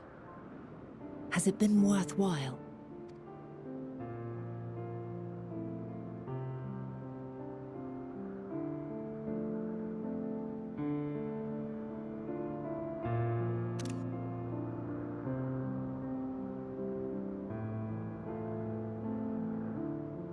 Pray forgive my lateness. My observation subject was rather irritable, and it took a while to settle it down. No need to apologize. Your work takes precedence. Besides, we had a pleasant conversation in the meantime. Sure. You're too kind. Now then, I'm told you wished to ask me some questions. Indeed. I've an interest in one of Hermes' creations. Meteon. You witnessed a host of them take flight, yes? Oh, that! Yes, I did. 'Twas in the dark of the morn. I'd left the Thalassai after nocturnal observation. As I walked along, I spied a bright light climbing high into the southeastern skies. Then, in an instant, it was gone, like a shooting star, only rising rather than falling. But then another shot up, then another, and another. Intrigued, I made my way to the edge to investigate. Lo and behold, Lise saw, and she wasn't Lise, but she's And who should I spy on an isle to the south but Hermes and Meteon, the Matea, rather. There were lots of them, and I realized they must be the shooting stars that I'd seen. A dazzling spectacle indeed. Have you spoken with Hermes about this? Oh, yes. The sight left such an impression on me that I approached him about his mystery project the very next day.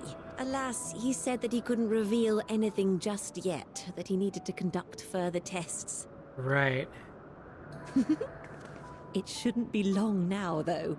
He often returns to that isle, and I have a feeling he's nearing a breakthrough.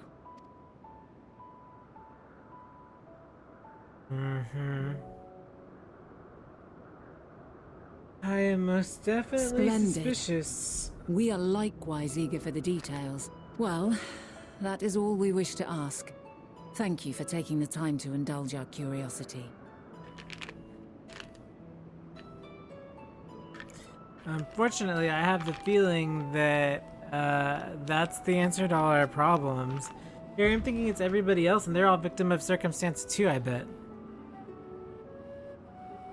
They look like shooting stars?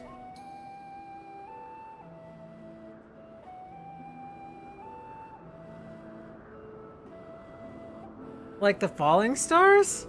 Like falling stars from the final days, maybe? You're very welcome. It's always a pleasure to speak with other inquisitive souls. Oh, and will you be descending now?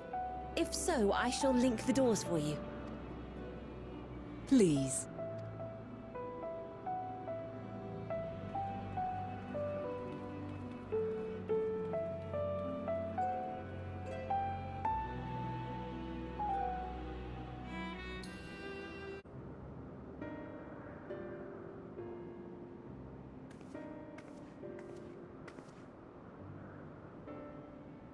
For conducting the same research, where would I go?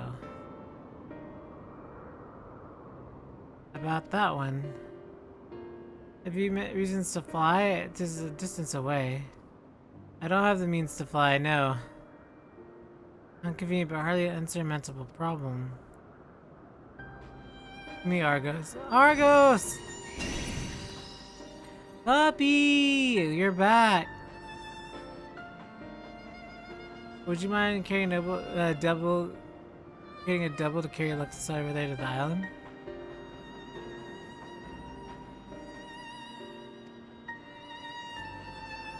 Open creature, there's no place, a great star we have not gone travel together, and so it remains obstinate in the presence of strangers. I guess such other exacting standards, I'm afraid. But Argos helped me on the moon.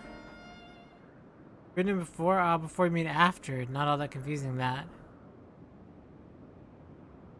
Interesting. It's certainly not unthinkable. Here now, the quick solution for us is to face off in a sparring match. What? Demonstrating that you're capable of holding your own against me in battle, you should be able to convince Argos that you're worthy on his back. Besides, I may even teach a thing or two into the bargain. Doubtful, but lesson or not, a moment to remember, a memory of the distant past to cherish. See, traveler of time. Choose your battlefield.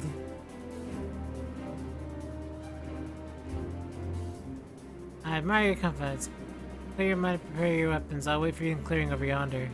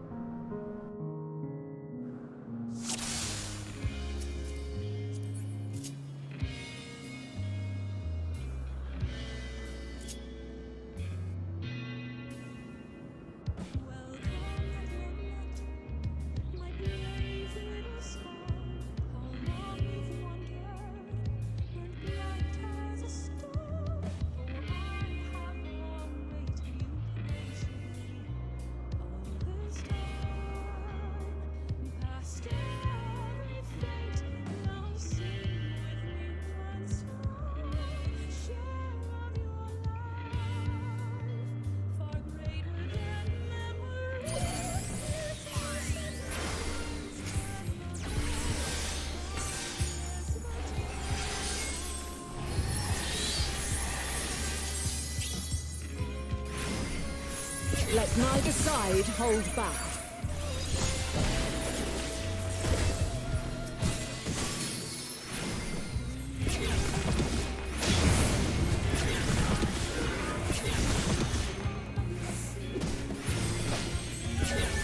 My blade sings!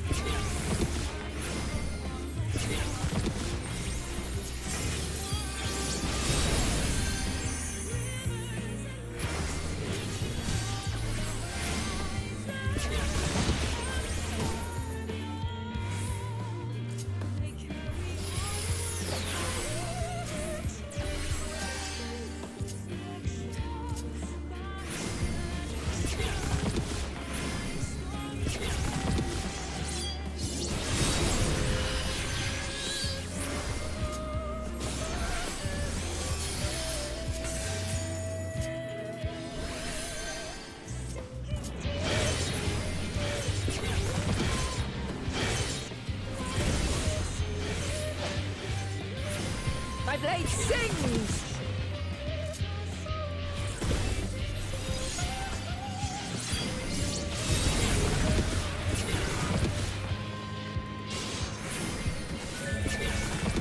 Impressive. I shall have to try something different.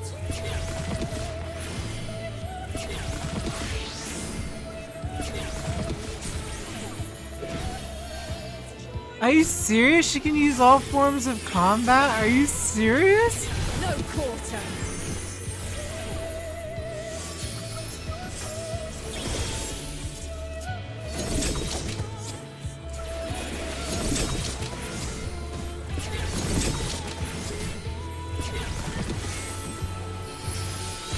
Have a taste.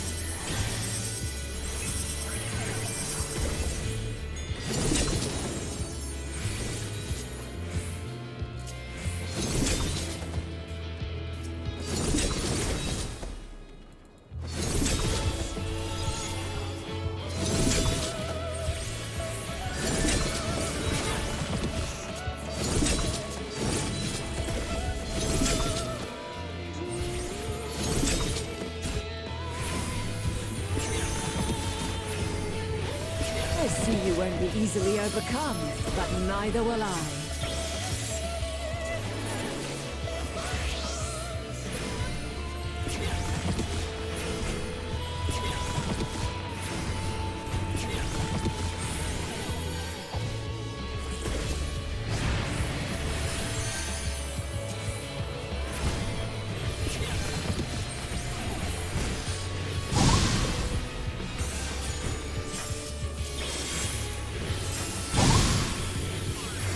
Prepare yourself.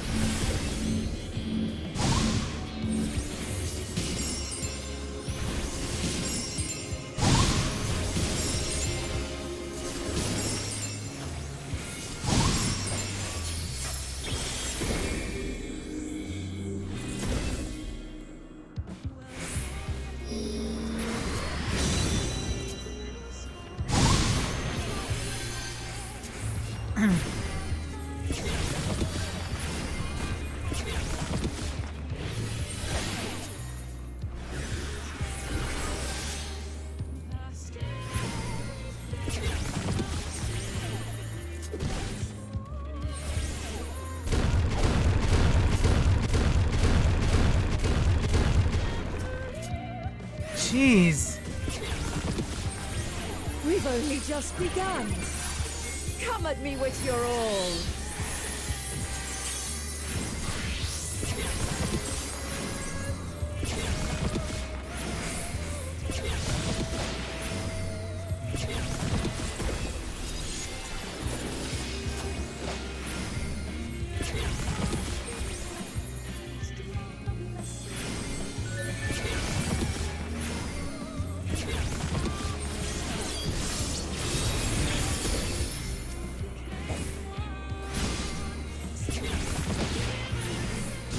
Very well.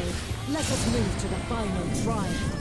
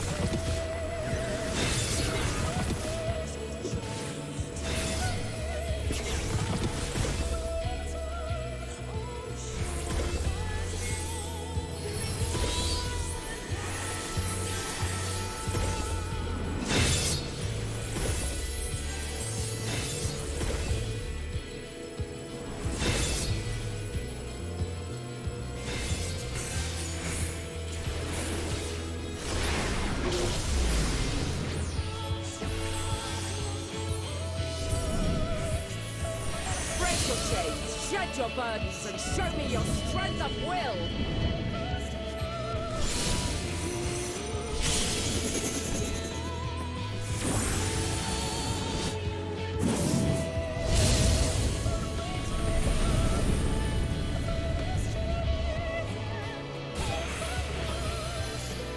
You still stand.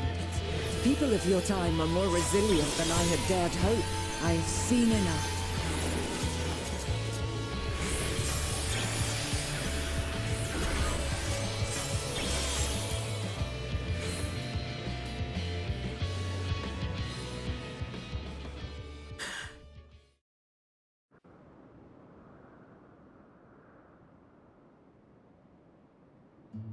Twas my intent to finish it, but clearly I underestimated you.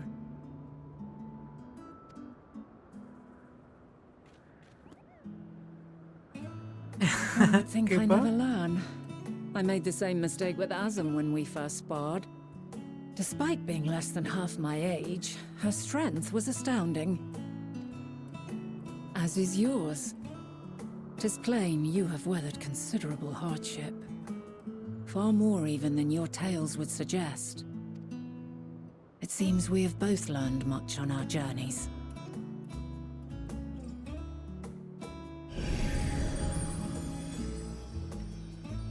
Hey, puppy.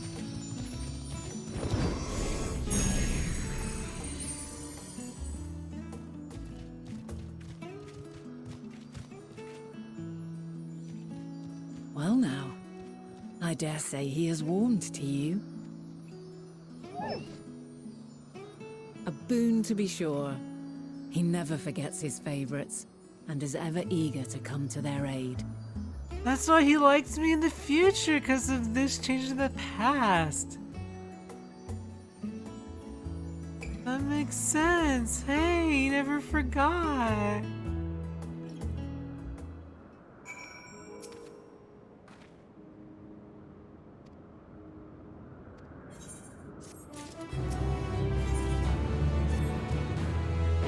Let's move to the edge before mounting, shall we? That will allow Argus to catch currents rising from below and give us a smoother ride over the isle.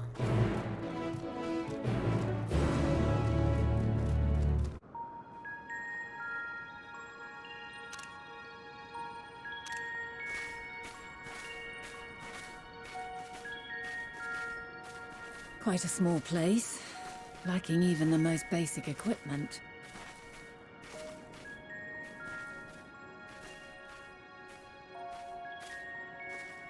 The present may yield no clues, but we may yet try perusing the past. Have you done this before? The Echo! Yes, we have a power like that. So you cannot control the power freely. Worry not, I shall assist you. Come and stand before me.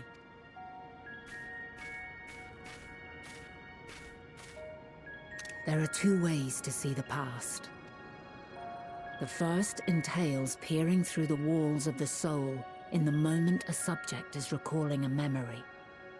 The second requires no subject, and is instead a process of piecing together an event from ripples left in the ambient ether. As memories are etched upon the ether of the soul, so too are they etched upon the ether of the world. In this way can history be preserved. Such memories are given to fading, however, and can prove challenging to visit. But come, let us try. Close your eyes.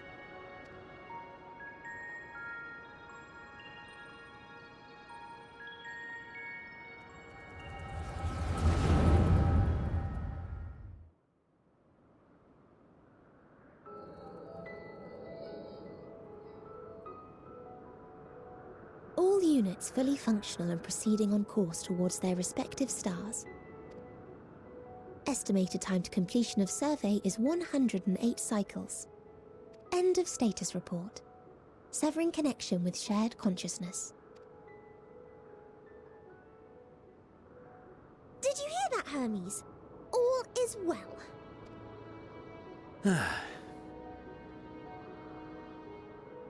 Yes. Good tidings at long last. Every step of the way, I've been reminded how little we understand creation.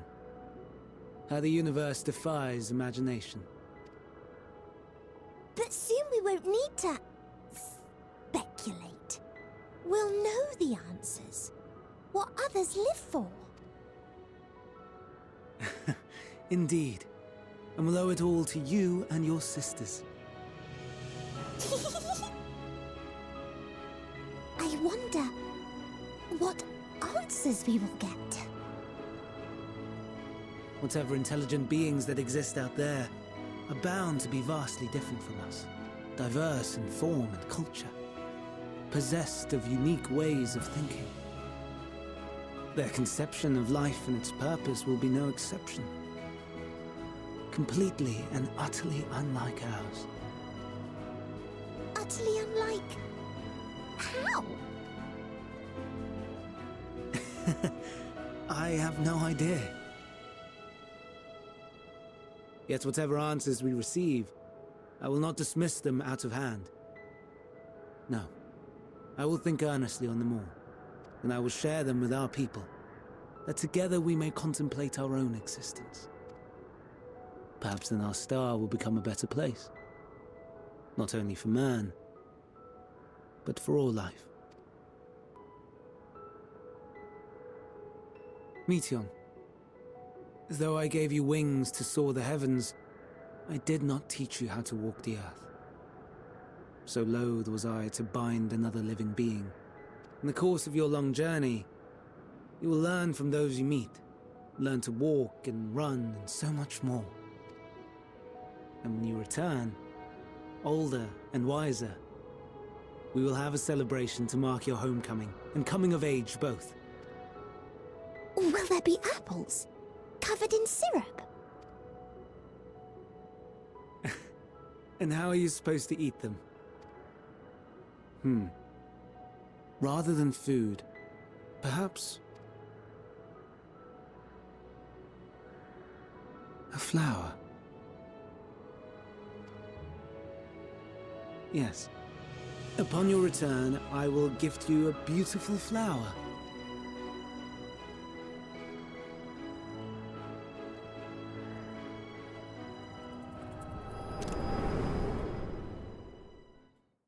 I don't understand. Did he bring something from somewhere? What happened? Where did all this go wrong?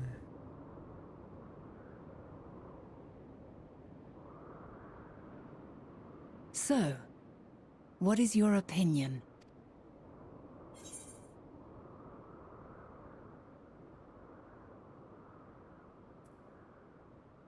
Hermes is a gentle soul, and yet... I just don't know. I understand. He is a gentle soul, and well-intentioned. Yet it does not take ill intent to beget ill. We must consider the possibility that something may have gone awry. Perhaps it was oversight, or simply an accident.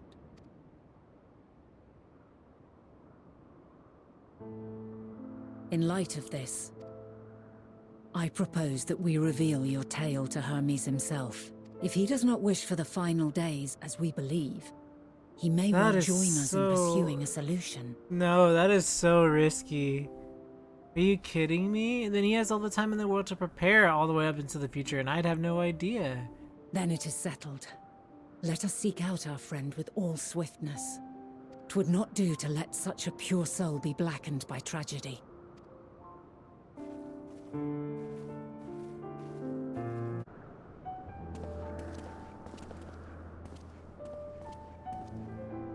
Furthermore, we confirmed that his studies into dynamics as well as his creation of Medion were entirely private pursuits. No one spoke of what appeared to possess the chief's depth of knowledge on the subject, and neither did we hear any tales of stolen research. Which means that if Hermes himself harbors no desire to bring down an apocalypse, then he might be recruited to help prevent one. Or so saith the illustrious Emmett Salt. Thought you didn't believe me. According to your story, the 14 divined the connection between the celestial currents and the final days, which are never able to pinpoint the root of the cause of the calamity. With our people's greatest minds, not to mention Ithildeus' sharp eyes, committed to the pursuit of a solution, such an outcome seems inconceivable. The only possible explanation is the nature of the catalyst was so inexplicable that even we failed to perceive it. What better fits a description of the invisible than intangible dynamis? Which in turn leads us to the next question. How did Hermes in his role as Fandaniel not recognize the subject of his own research? It must assume either he knew or was unable to help, or that was otherwise prevented the identifying cause in the first place. At this juncture, all we can do is speculate. To be clear, the convocation does not tolerate acts of deception or malice. We are practiced to perceiving the truth and would have known had Fandaniel lied to us. Hermes has no conscious wish for the world to end, of that I am certain.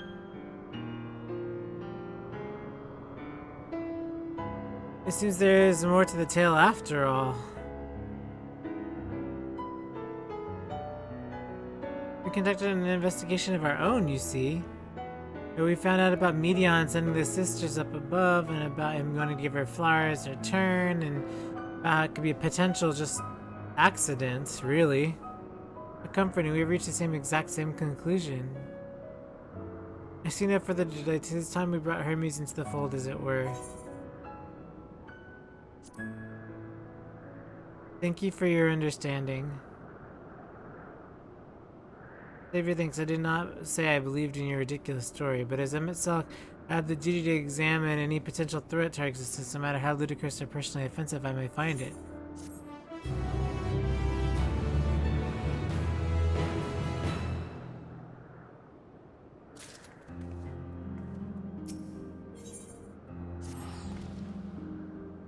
Time for exploration in the past. If I may have a moment to adjust my vision?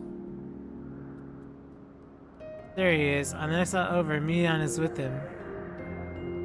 Hermes appears to be in the midst of observational study, but I suggest we hurry before they venture elsewhere. Head straight down the path. We can teleport to Mesopus from the device at the bottom of the slope.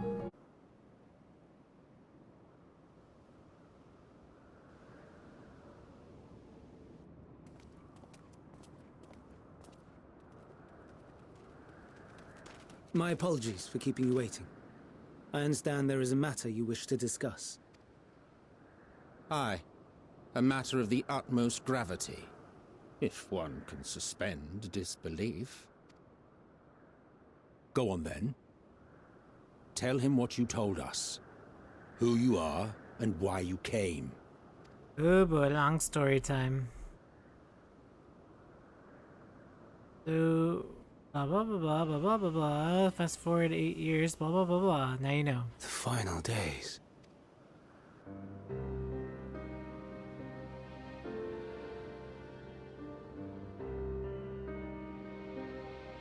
The phenomena observed during these star-encompassing calamities is likely the product of a dynamis reaction, and none is more versed in the applications of this energy than you, Hermes. I must stress that we do not believe you would desire such destruction. We come not to lodge accusations, but to beg your wisdom. And so, distressing though the exercise may be, I ask that you share with us your opinion on the matter, on the assumption that our visitor's tale is true. Even you, Vana.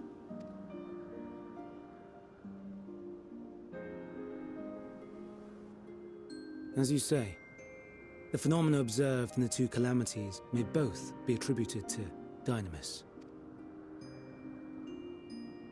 Of note is the difference in its effect. In the first final days, it warped creation magics. In the second, it warped the people themselves. The key variable, I suspect, is the etheric density of the men of each age. As you know, ether, in essence, negates dynamis. Harboring high concentrations of ether, we ancients cannot readily manipulate dynamis, nor be manipulated by it. Therefore, rather than ourselves, the calamity affected our magics.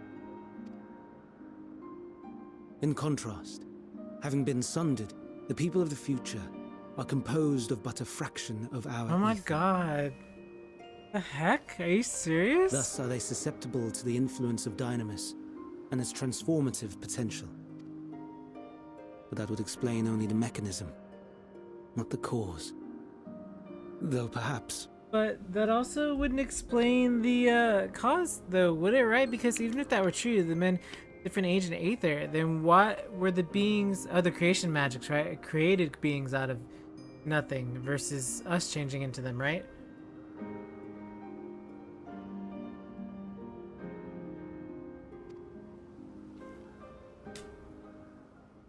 What is it? Even should it be a hypothesis, we would hear it. Dynamis is an energy put in motion by feelings. Feelings for which there must first exist a source. A source to which the victims must be attuned. One that harbors the selfsame negative emotions. Elsewise it could not be the agent of such extreme change. Eidolon, right? So it wasn't the stagnation of the celestial currents. Nope. Someone, or something, is instigating the star's demise. That would be Yuvana. So, we've a villain on our hands after all. Any idea who or what it could be? The celestial currents comprise the outermost layer of the star's ether, encasing it like a protective sphere. According to your tale, it was where the currents were weakest that the phenomena first manifested. If the inciting factor came from without Aetheris, then its effects would first be seen in those locations.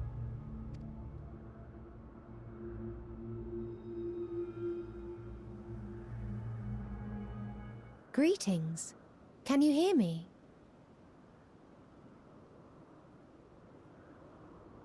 Do not be alarmed. I mean you no harm.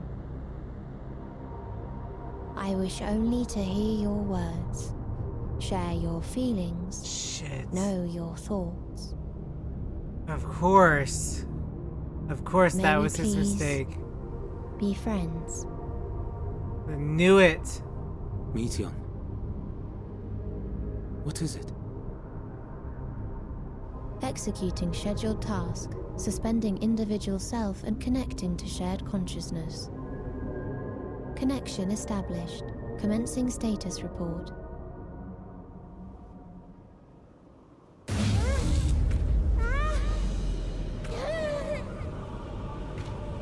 It hurts, it hurts! It hurts! So hot, so cold, so sad. I don't understand. Make it stop. Please, make it stop. Steady, Meteon. Steady. So scared, so lonely. The pain, it's too much. Why? Why do we? They hurt. 13-2. This is 13-2. 13-2, totally 13-2. 13-2 indeed. She's gone? But how?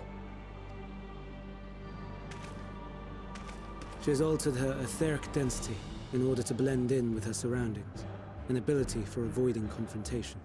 Then we would have never seen her. Most effective. Frustratingly so. I can't see her either. Not even a trace. Stay away. Please. This is wrong. My mistake. So please. Are you all right?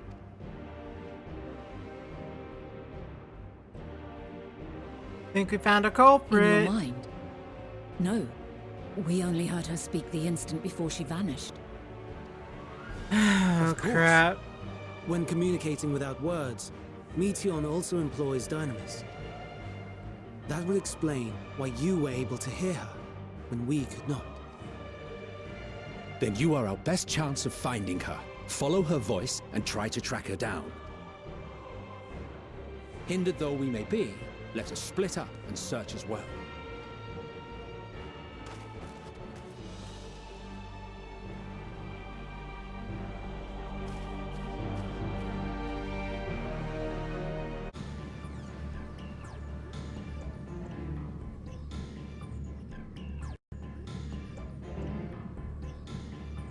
And there she goes.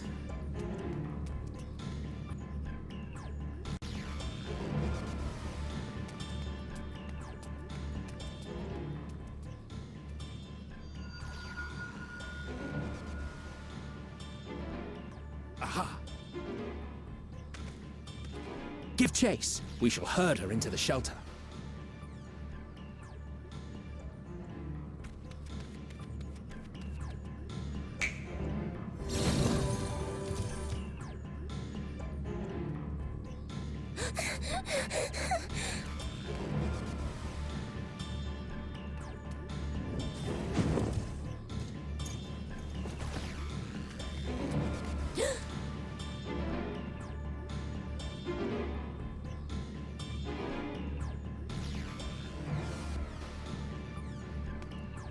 I got it from this side. You only got one direction to go now.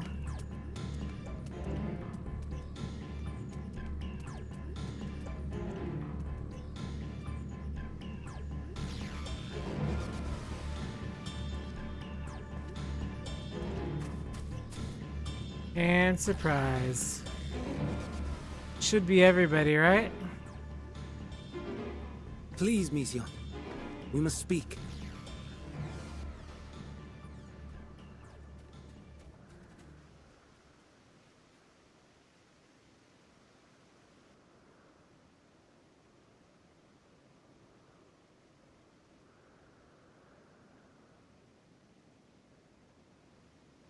I'm sorry, Hermes. I'm so sorry. If someone can hear these words, then please... Please protect them. Protect them all.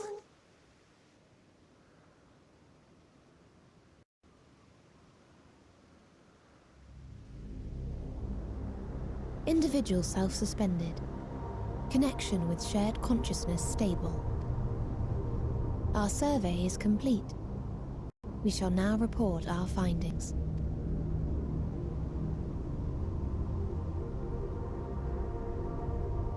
All units safely arrived at their respective destinations. Seeking answers to Hermes' question, we attempted to make contact with the intelligent denizens of each star. Results are as follows, in order of numerical code. Enna. Traces of civilization found. Structures believed to have served as domiciles. No extant life forms detected. Dio. Ruined remnants of buildings scattered across star, surface of which is encased in ice. Presence of life could not be verified. Tria. Evidence of large population centers, akin to cities recovered. No extant life forms found, only their lingering essence. Let me guess. Tesseract. Nothing left. Edifices surmised to be abandoned residences All life found. ends. No extant life forms detected. Deadly plague or extreme environmental degradation likely to have led to mass extinction. They are all... Yep. dead. Octo. Star found in state of violent conflict. Contact successfully made with inhabitants, but deployment of weapons of mass destruction resulted in total annihilation of local population shortly thereafter. Inea. Star is a barren desert. No identifiable flora found. Bones of living beings resembling men discovered beneath sands, but determination regarding their intelligence inconclusive. Remind me, Hermes, what exactly was the question you entrusted to Meteion? I tasked with asking what others live for. What gives their lives meaning. Did you consider what may happen if the premise of the question is flawed? To be able to answer it, one must be living and desire to continue doing so. But if Meteion finds no living beings in the course of her journey, or none who desire to live, what then? What answers would she derive from their silence?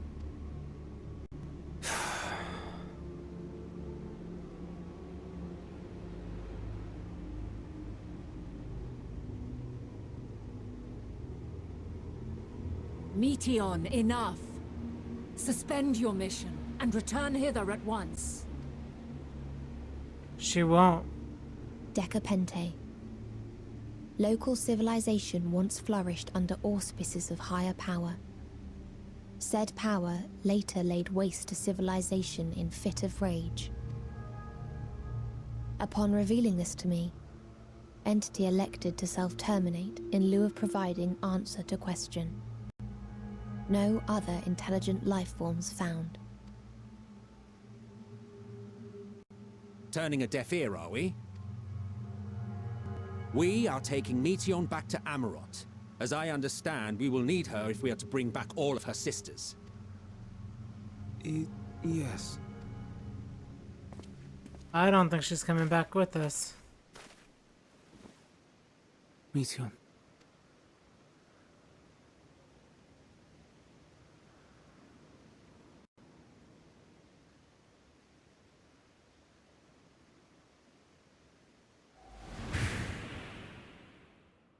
It isn't right, is it?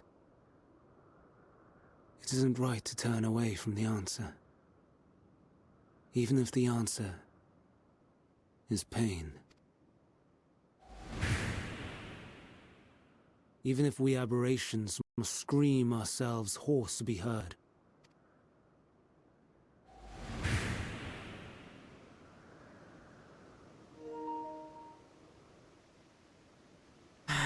Isn't that the truth? Emotionally drained.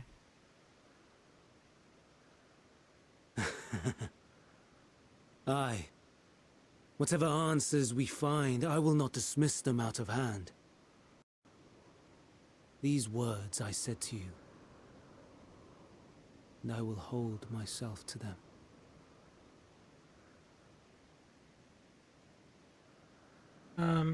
Hold on.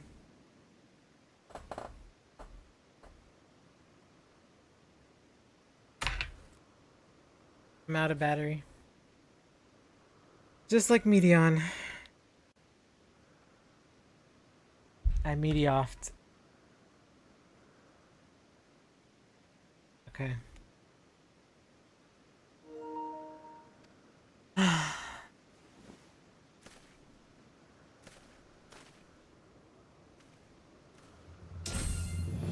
Yep.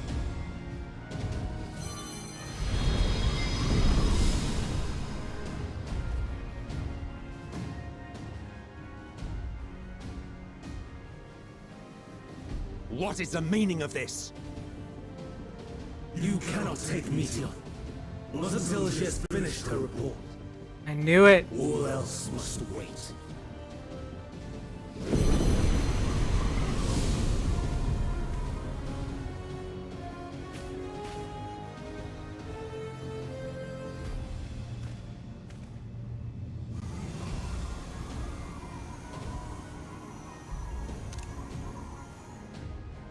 You fool!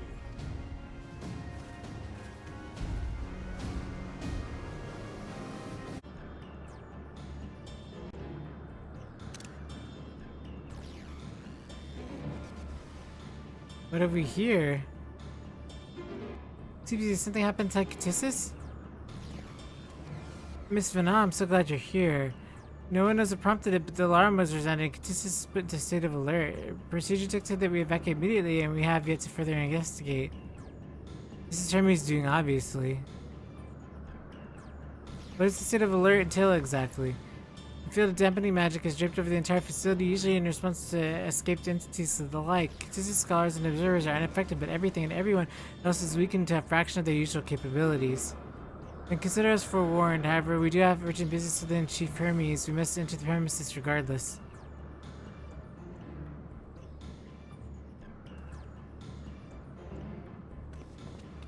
I said, if Hermes is willing to enact such a measure, I wonder what other obstacles he has fit and drop in our path. What enfeebling spell is placed, we're not likely to be at our best fighting. It's hardly an effective combat to begin with. I have little to offer my ethereal vision. Then we'll put your talent at yours to good use. You're fairly skilled at spotting weaknesses, if I recall. Fairly skilled now that you've gone and raised everyone's expectations. You all know you need to make the most of your strengths, and I will fill in the gaps as required. I was once a Zem after all, so it's my job to rise to the occasion, be that as a defender, aggressor, or healer. I feel better about my lack of prowess already. And you, Emmett Silk, I can impress your arcane majesty. You allow potent spells as easily as breathing. You can channel all that power into a protective manner if you choose so, right? Or well, should the situation call for it. Excellent, that should cover us on all fronts.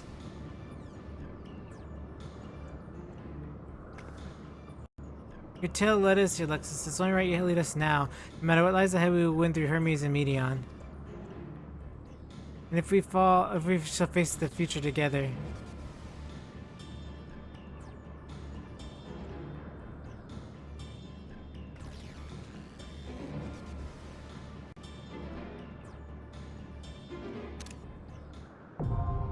Wow.